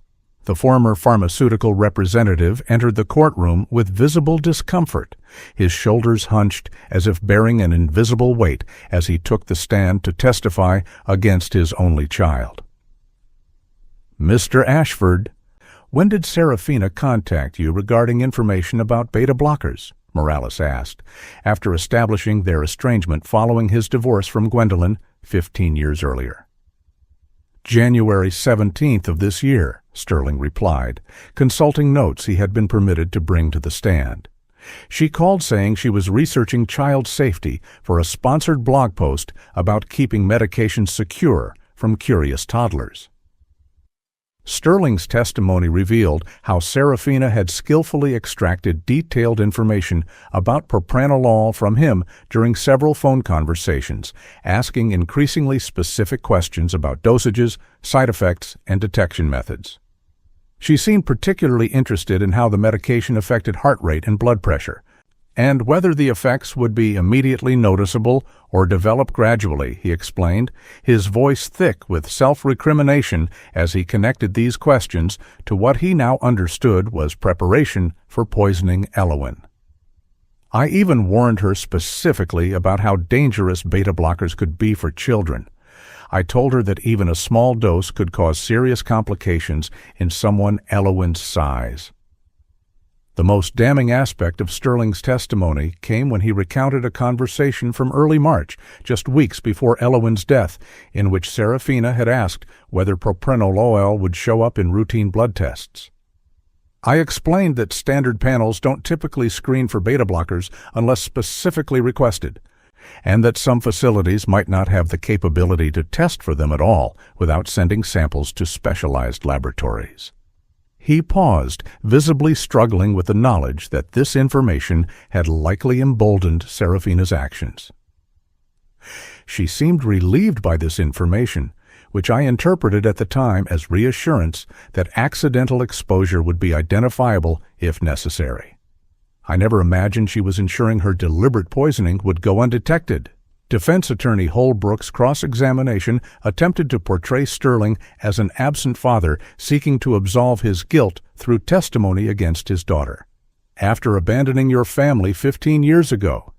Isn't this testimony a convenient way to present yourself as concerned about your granddaughter when you made no effort to be present in her life? The question was clearly designed to provoke an emotional response, but Sterling's reply was unexpectedly reflective. I failed Serafina as a father, and I failed Elowen by providing the knowledge that helped kill her. I'm not here to rehabilitate my image, but to provide the truth, however painful. This moment of raw accountability seemed to resonate with the jury, several of whom nodded almost imperceptibly as Sterling described his responsibility in the tragic chain of events. The prosecution's case took an unexpected turn when digital forensic expert Riley Jimenez presented evidence recovered from a backup of Serafina's phone that had automatically synchronized with cloud storage, a backup the defendant apparently believed had been disabled. Within this backup, we discovered a hidden folder containing audio recordings from a teddy bear nanny cam in Elowen's room. Jimenez testified, explaining how the device marketed for mommy monitoring had captured crucial evidence. The recordings, spanning approximately 3 months, include 17 separate instances of Mrs. Clark administering what she refers to as special medicine to Elowen, followed by observations of the child's reactions. The courtroom fell completely silent as Morales played one of these recordings. The audio crystal clear as Serafina's voice came through the speakers. Here's your special medicine, sweetheart. This will make you nice and sleepy for the doctor tomorrow so they can see how sick you are. The recording continued with sounds of liquid being administered, followed by Elowen's confused protest and Serafina's soothing reassurance. I know it tastes yucky, but it's going to help everyone understand how much Mommy needs to take care of you. Several jurors visibly recoiled as the recording continued with Serafina's clinical documentation of the symptoms developing. Starting to get drowsy at 7 minutes, heart rate slowing, good color change in the lips. This dose is working better than last time. As the recording played, observers noted Serafina's reaction at the defense table. Her habitual nervous smoothing of her clothing had stopped entirely, replaced by an unsettling stillness as she stared straight ahead, her expression unreadable. Defense attorney Holbrook attempted to challenge the authentication of the recordings, questioning whether they could have been altered or taken out of context, but Jimenez methodically explained the forensic verification process that confirmed their integrity. These recordings contain embedded metadata, including timestamps, device identifiers, and digital signatures that authenticate them as unaltered original files created on Mrs. Clark's registered device, the expert testified, effectively neutralizing the defense's technical objections. The prosecution then called Dr. Leanne Rhodes, a leading expert in Munchausen syndrome by proxy from Johns Hopkins University, to provide context for the psychological pattern evident in the evidence. Dr. Rhodes explained how this form of abuse had evolved in the digital era, with social media creating unprecedented opportunities for validation and reinforcement.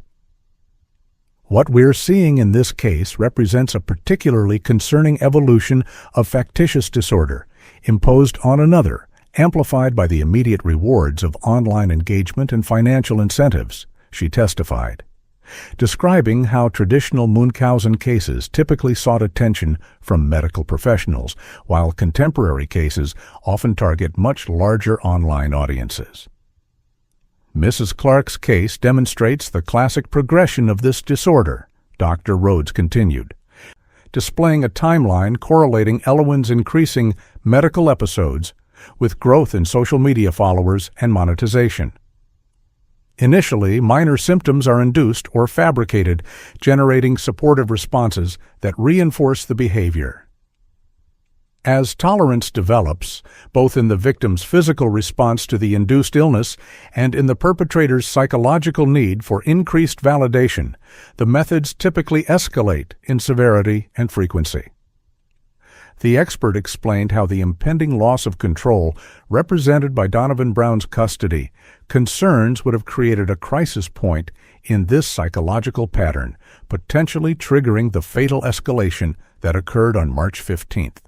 The day concluded with testimony from Nadia Patel, the digital content manager Serafina had hired to help monetize Crown to Cradle, who provided insight into the calculating business strategy behind the blog's medical content.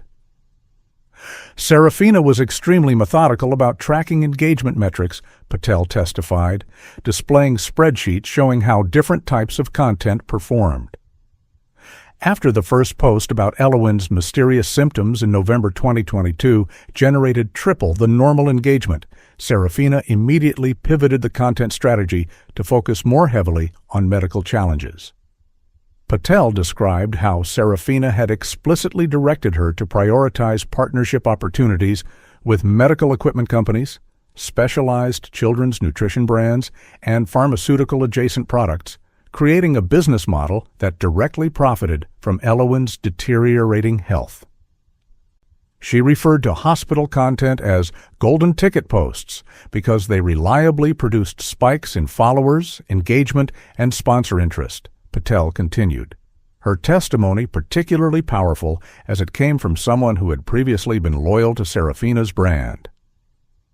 In February, she messaged me that she was working on a major medical breakthrough post that would take the blog to the next level.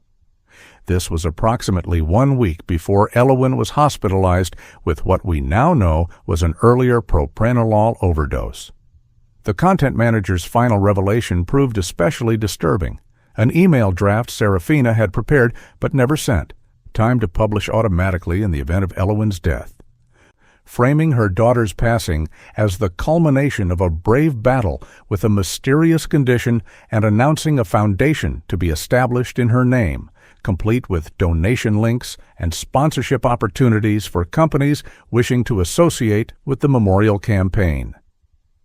The trial's 8th day brought a pivotal development when Judge Eleanor Harmon issued a ruling on the admissibility of Serafina Clark's beauty vlog audio, where enhanced forensic analysis had captured her whispering propranolol dosage calculations while filming a makeup tutorial. The court finds that the enhanced audio evidence meets all standards for forensic authentication and relevance, Judge Harmon declared, her voice carrying the weight of judicial authority throughout the Chatham County courtroom. Furthermore, as these statements were made voluntarily during the creation of public content, they are not subject to Fifth Amendment protections against self-incrimination. Defense attorney Clayton Holbrook's objection that the enhancement process constituted an unreasonable search was firmly overruled, with the judge noting that content voluntarily broadcast by the defendant carries no reasonable expectation of privacy, regardless of whether certain elements were initially inaudible to the average viewer. FBI audio forensics expert Simon Chen took the stand to explain the sophisticated enhancement process that had revealed Serafina's whispered calculations in the background of her Spring Glow contouring tutorial video posted 3 days before Elowin's death. Using adaptive noise filtration and frequency isolation techniques, we were able to separate background vocalizations from the primary audio track, Chen explained, displaying waveform visualizations that demonstrated the scientific rigor behind the evidence. These techniques are similar to those used in counterterrorism and organized crime investigations, where background conversations must be isolated from ambient noise.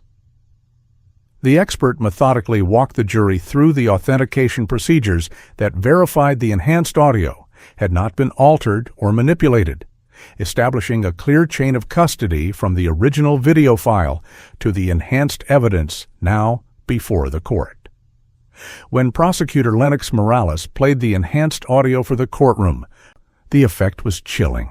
Serafina's whispered voice clearly audible beneath her tutorial instructions. Crushed in apple juice masks that taste better, maybe 3 pills for the specialist appointment. That's about 60 milligrams for her weight, should create more dramatic symptoms, but still be safe enough. The video playing simultaneously showed Serafina calmly demonstrating makeup techniques, her expression serene and focused as she explained contouring brushstrokes, creating a disturbing juxtaposition between her polished exterior and the calculated poisoning she was planning. Mr. Chen, in your expert opinion, is there any possibility these whispered statements were added to the video after its creation? Morales asked, addressing potential defense claims of tampering. None whatsoever, Chen replied confidently, explaining how the whispered voice matched Serafina's acoustic signature and how the words were captured by the same microphone in the same acoustic environment as her tutorial instructions, with natural room reflections and ambient sound patterns that would be virtually impossible to fabricate. The defense strategy shifted dramatically following this devastating evidence, with Holbrook calling Dr. Catherine Winters, a psychiatrist specializing in dissociative identity disorders, to suggest that Serafina suffered from a compartmentalized psychological condition that created separate identity states, unaware of each other's actions. In rare cases of extreme psychological compartmentalization, an individual may engage in behaviors in one identity state that their primary conscious self has no awareness of, Dr. Winters testified, describing how childhood trauma could create such divisions as protection mechanisms. Mrs. Clark's pageant training from early childhood, which rewarded performance and suppression of authentic emotional expression, could have created the foundation for such compartmentalized functioning. Prosecutor Morales' cross-examination of Dr. Winters proved devastating to this theory, as he methodically established that the psychiatrist had never personally examined Serafina, was basing her assessment entirely on case materials provided by the defense, and had not reviewed the extensive evidence showing Serafina's careful planning and documentation of her actions. Doctor, would you agree that maintaining detailed spreadsheets tracking medication dosages and symptom responses, conducting extensive research on methods and effects, and calculating precise administration timing is inconsistent with dissociative amnesia between identity states? Morales asked, displaying the evidence of Serafina's meticulous planning. Well, yes, that level of cross-state awareness and documentation would be highly unusual in true dissociative cases, Dr. Winters conceded, her testimony ultimately strengthening the prosecution's portrayal of Serafina as calculating rather than dissociated. The trial took an unexpected turn when the defense called social media researcher Dr. Jasmine Rivera, who presented an analysis of the medical mommy influencer phenomenon that had exploded across platforms in recent years. What we're witnessing is a disturbing intersection of personal validation, community reinforcement, and financial incentivization that can potentially distort parental decision-making, Dr. Rivera explained, displaying statistics on the growth of parenthood-focused content monetization. Our research has identified concerning patterns where content creators receive exponentially greater engagement, support, and financial opportunities when documenting children's illnesses compared to ordinary parenting content. While clearly not excusing Serafina's actions, this testimony attempted to contextualize them within a broader social media ecosystem that the defense suggested had warped her perception of appropriate maternal behavior. Dr. Rivera's testimony continued with examples of how platforms' algorithms disproportionately promoted crisis content, creating financial and psychological incentives for parents to emphasize or potentially fabricate medical struggles. In our study of 200 parenthood influencers, we found that health crisis posts received an average of 428% more engagement than standard content, with corresponding increases in sponsorship opportunities and donation-based income. The social media expert explained how this system created a feedback loop that could gradually normalize increasingly dramatic presentations of children's health issues for online consumption. While the vast majority of parents in these communities would never physically harm their children, the ecosystem subtly rewards increasingly dramatic narratives, potentially blurring ethical boundaries for vulnerable individuals. Prosecutor Morales's cross-examination acknowledged the social context while firmly redirecting responsibility to Serafina's individual choices. Dr. Rivera, how many of the 200 influencers in your study progressed from exaggerating symptoms to systematically poisoning their children? He asked, his question highlighting the exceptional nature of Serafina's actions even within the problematic ecosystem described. None that we're aware of, Rivera admitted, though our study wasn't designed to detect criminal behavior. Morales continued this line of questioning, establishing that millions of parents navigated social media without harming their children, and that Serafina's careful concealment of her actions demonstrated awareness of their wrongfulness, a critical element in establishing criminal responsibility regardless of social context. The prosecution called rebuttal witness Dr. Marcus Hoffman, Director of Forensic Psychiatry at Emory University, who directly challenged the defense's portrayal of Serafina as a victim of social media influence rather than a calculating perpetrator. The evidence in this case demonstrates a level of premeditation, documentation, and risk management that is entirely inconsistent with diminished capacity or psychological dissociation, Dr. Hoffman testified, displaying a timeline correlating Serafina's internet searches, medication acquisitions, and Elowin's documented symptoms.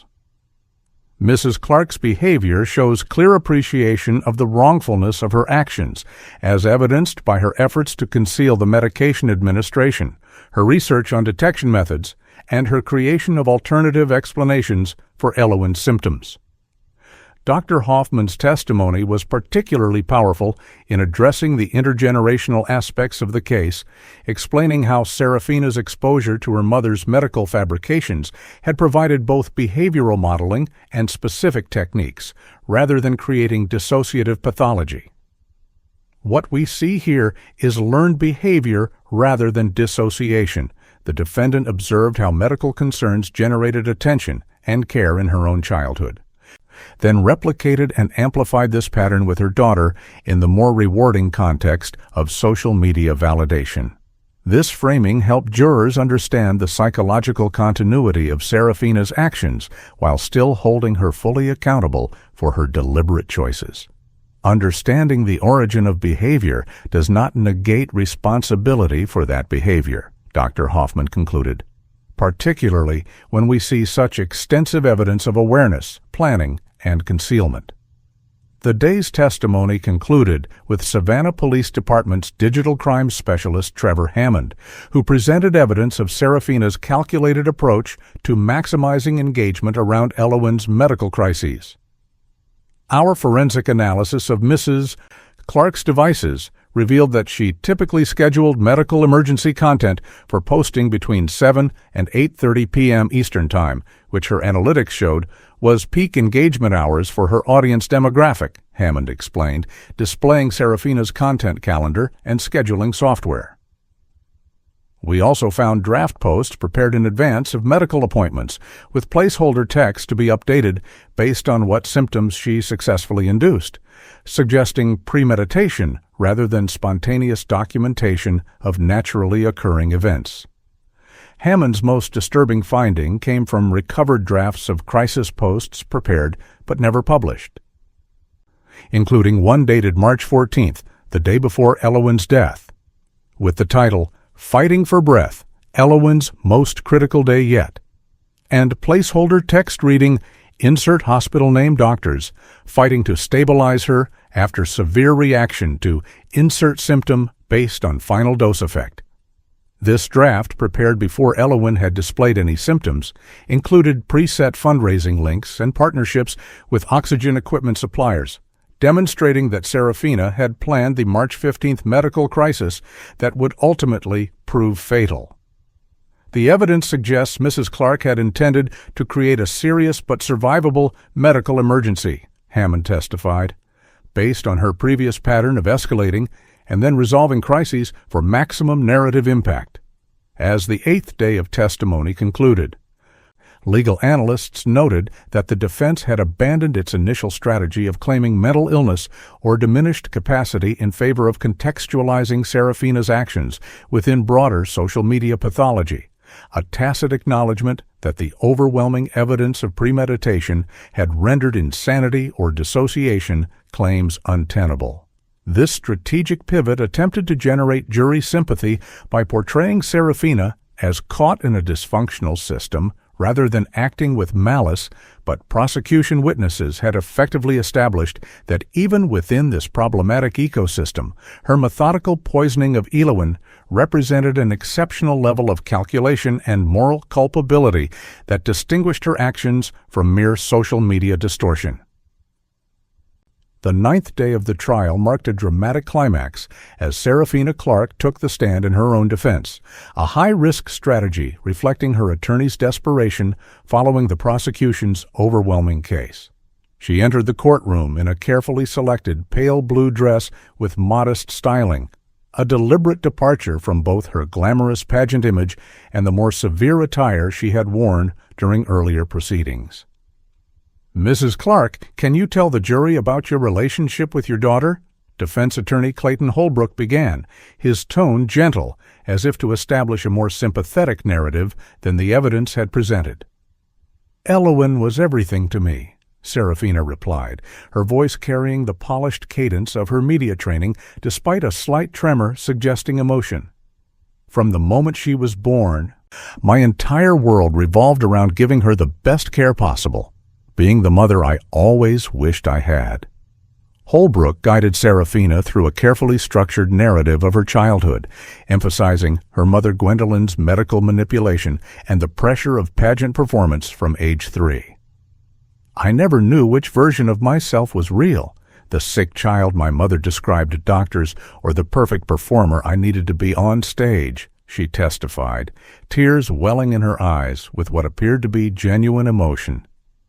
"When Elowen was born, I promised myself I would be different, that I would protect her from ever feeling as confused and fragmented as I felt growing up."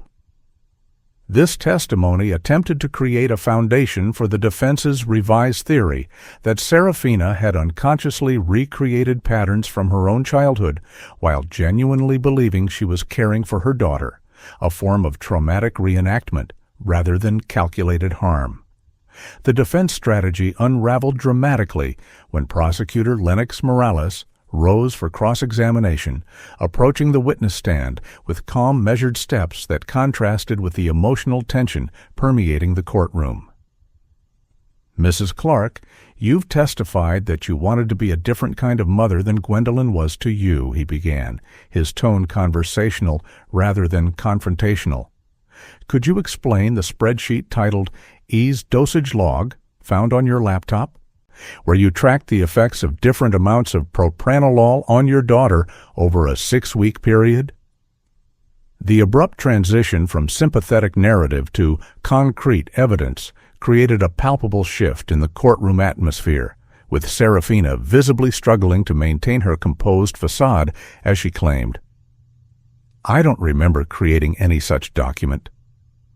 Morales nodded thoughtfully before displaying the spreadsheet on the courtroom screens, its clinical entries documenting Elowen's heart rate, blood pressure, and symptom progression following different medication doses. "This spreadsheet was last modified by your user account on March 14th, the day before Elowen's death," he stated, highlighting a specific entry. The notes for that day read, "Current dose not producing dramatic enough symptoms for specialist referral. Increase by 50% for tomorrow's appointment." Serafina stared at the document, her right hand beginning the now familiar smoothing motion against her skirt as she responded, I don't recognize this. I would never intentionally harm my daughter." The cross-examination methodically dismantled Serafina's portrayal of herself as a loving mother confused by patterns from her own childhood, as Morales presented evidence of her calculated actions. 3 separate propranolol prescriptions filled at different pharmacies, detailed internet searches about disguising medication taste for toddlers, Financial records showing dramatic revenue, increases following Elowyn's hospital visits, and the dosage calculations whispered during her makeup tutorial. Mrs. Clark, if you were unconsciously reenacting childhood patterns, why did you research whether propranolol would show up in an autopsy? Morales asked, his question hanging in the air as Serafina's composed expression began to fracture visibly. I don't remember searching for that, she insisted, though her increasingly frantic smoothing gestures betrayed her rising distress. The courtroom fell completely silent as Morales played the enhanced audio from Serafina's nanny cam, capturing her voice as she administered medication to Elowyn. Just a little more today, sweetheart.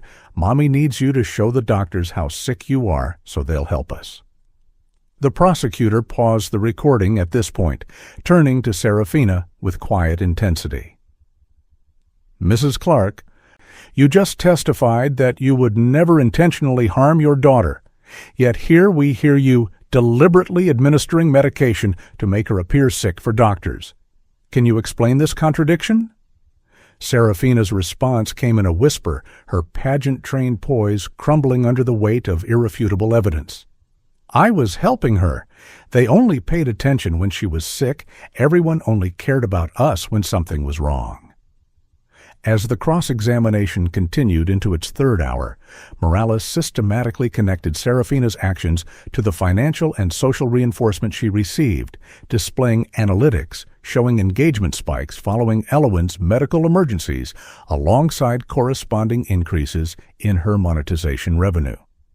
Mrs. Clark, in the 6 months preceding Elowyn's death, your monthly income from Crown to Cradle increased from $4,200 to $12,800, with each jump corresponding directly to a medical crisis you documented. Crises we now know you deliberately created by poisoning your daughter. He displayed a graph correlating Elowyn's hospital visits with revenue spikes, creating a visual representation of how Serafina had literally profited from her daughter's suffering. This pattern suggests not confusion or unconscious behavior, but a calculated business model built on manufacturing your daughter's illness. Would you agree? The pivotal moment in Serafina's testimony came when Morales introduced evidence that had not previously been presented. A recovered email from Donovan Brown's attorney notifying Serafina of emergency custody proceedings initiated 3 weeks before Elowyn's death. Mrs. Clark, your husband had discovered one of your propranolol prescriptions and suspected you were medicating Elowyn. He was taking legal action to protect his daughter from you, Morales stated, displaying the legal notification. Yet you testified earlier today that you and Donovan had a supportive marriage with only minor disagreements about Elowyn's care. This revelation of deliberate deception in her testimony visibly affected several jurors, who exchanged glances as Serafina struggled to maintain her increasingly fractured narrative.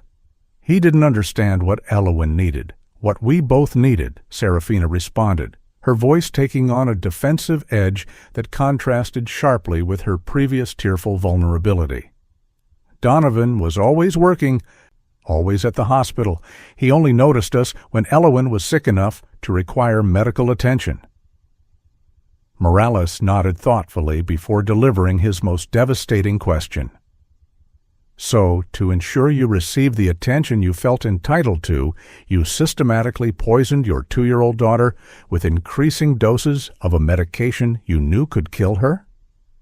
The blunt framing of her actions hung in the courtroom air for several seconds before Serafina's carefully constructed defense finally and completely collapsed. You don't understand. None of you understand, she exclaimed, her voice rising as she abandoned the script her attorneys had prepared. I kept her alive for months while giving her the medicine. I knew exactly how much she could handle. This unintentional admission sent visible shock through the courtroom as Serafina continued, her words tumbling out with increasing agitation. I never meant for her to die. I just needed her sick enough that they wouldn't give her to Donovan and his new family. This previously unmentioned detail immediately captured Morales's attention, prompting him to ask, "What new family are you referring to, Mrs. Clark?" Serafina's response revealed the final piece of the psychological puzzle driving her actions. "I saw the texts on his phone. He was planning a life with that nurse from pediatrics. They were discussing how Elowen would adjust to their new home together." Court officers exchanged concerned glances as Serafina's demeanor shifted dramatically, her practiced poise giving way to raw, unfiltered emotion for the first time since the trial began.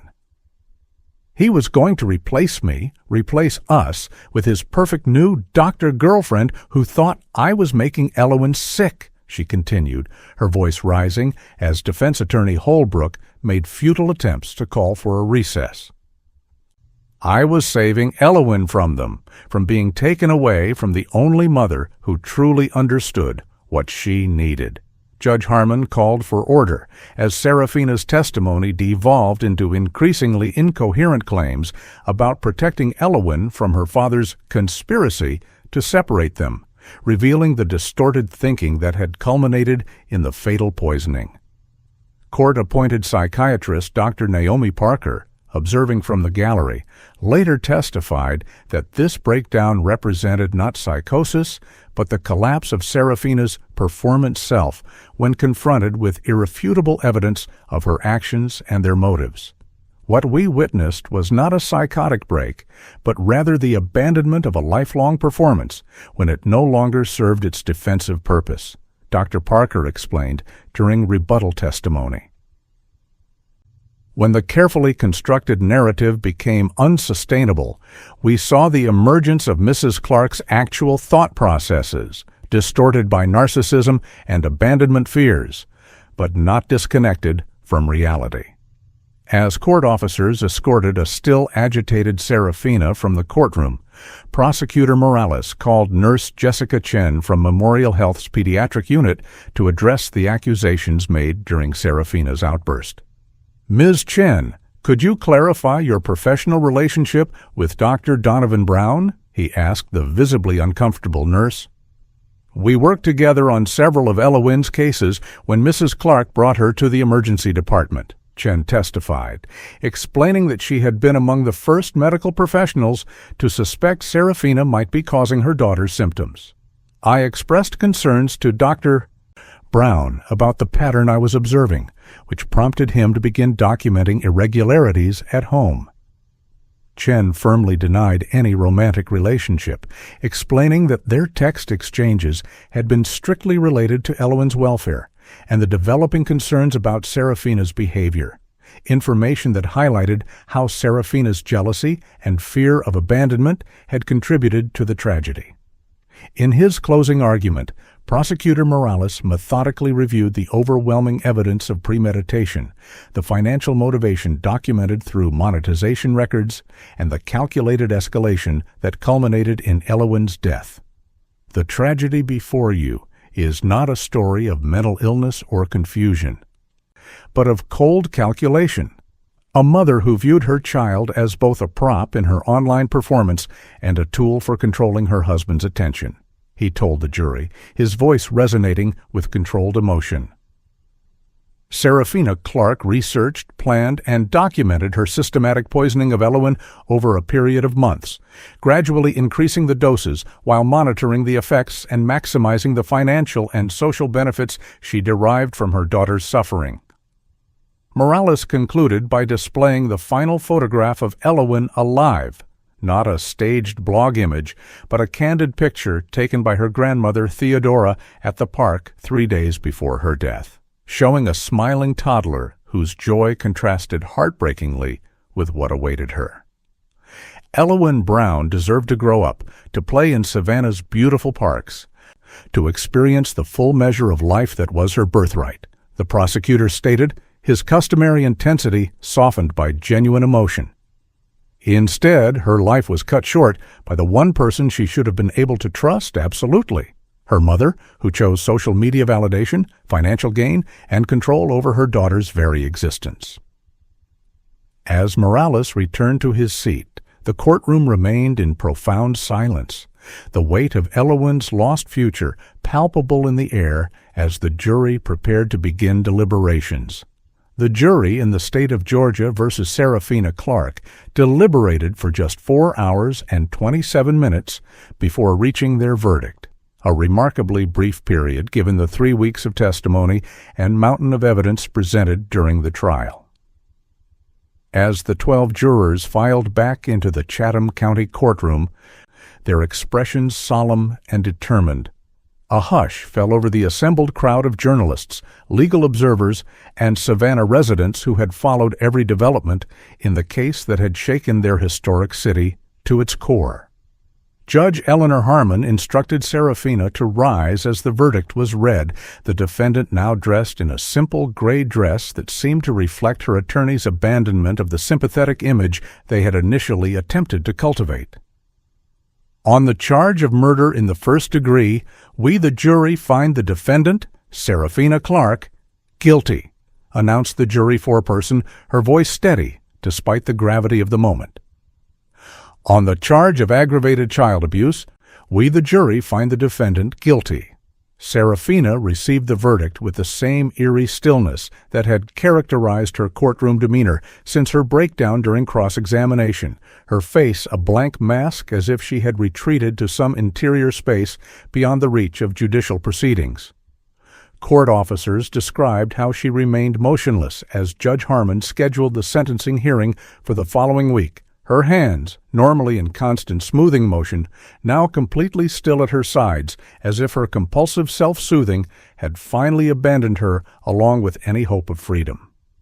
Defense attorney Clayton Holbrook briefly conferred with his client before announcing their intention to appeal the verdict, though legal analysts noted that given the overwhelming evidence and Serafina's damaging testimony, grounds for successful appeal seemed limited at best.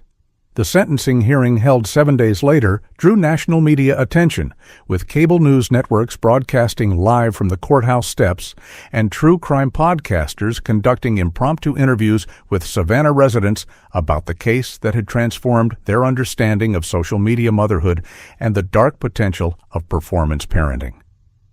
Inside the courtroom, victim impact statements provided the emotional center of the proceedings, beginning with Donovan Brown's raw, powerful testimony about the daughter he had lost and his devastating guilt at not recognizing the danger sooner. I was trained to heal, to recognize symptoms and intervene, yet I failed to protect my own child from the person who should have loved her most, he stated, his imposing frame seeming diminished by grief as he addressed the court. I will spend the rest of my life wondering what signs I missed, what I could have done differently to save my daughter from a calculated campaign of poisoning disguised as maternal devotion. Theodora Voss spoke next, her testimony particularly affecting as she described the multi-generational impact of Elowen's death. We lost not only a precious child, but the future she represented. The birthdays, graduations, and life milestones that should have been her journey, she explained, her dignified composure occasionally wavering as she described the empty bedroom still filled with Elowen's toys in her Savannah home. Perhaps most painful is knowing that Elowen's death was preventable, that a system designed to protect children failed to recognize the danger despite multiple warning signs.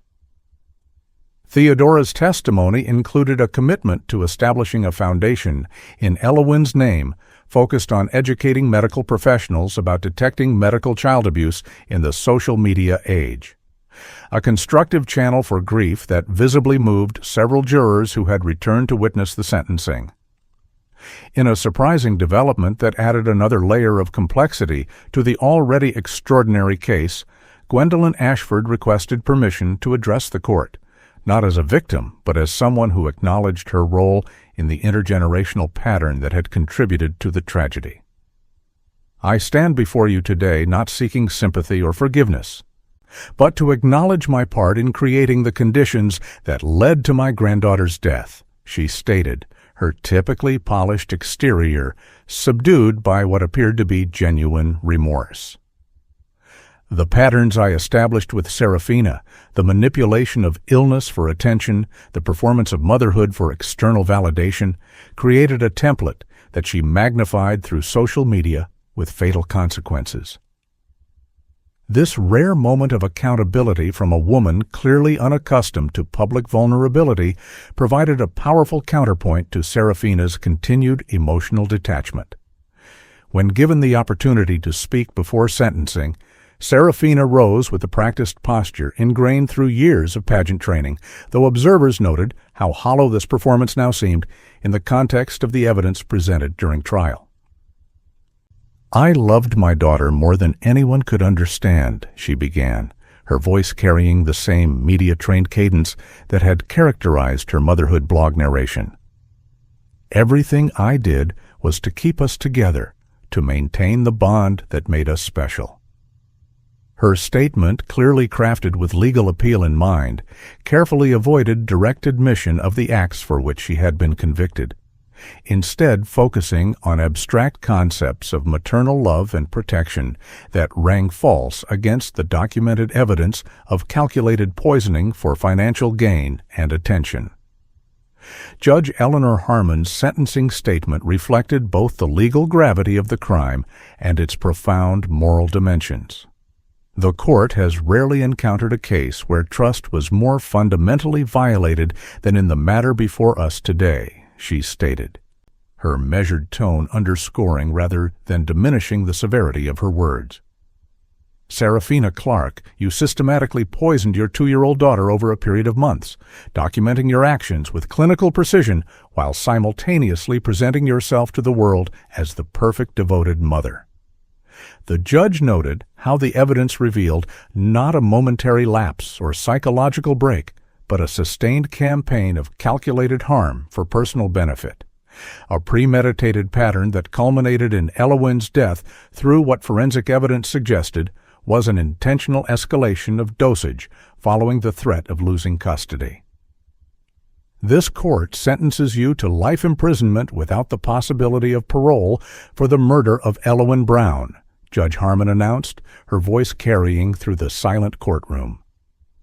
Additionally, for the charge of aggravated child abuse, this court sentences you to 30 years to be served consecutively, not concurrently with your life sentence. The judge explained that the consecutive sentencing reflected the distinct and egregious nature of the prolonged abuse that preceded the murder, establishing through judicial record that each act of poisoning represented a separate violation of Elowyn's trust and well-being.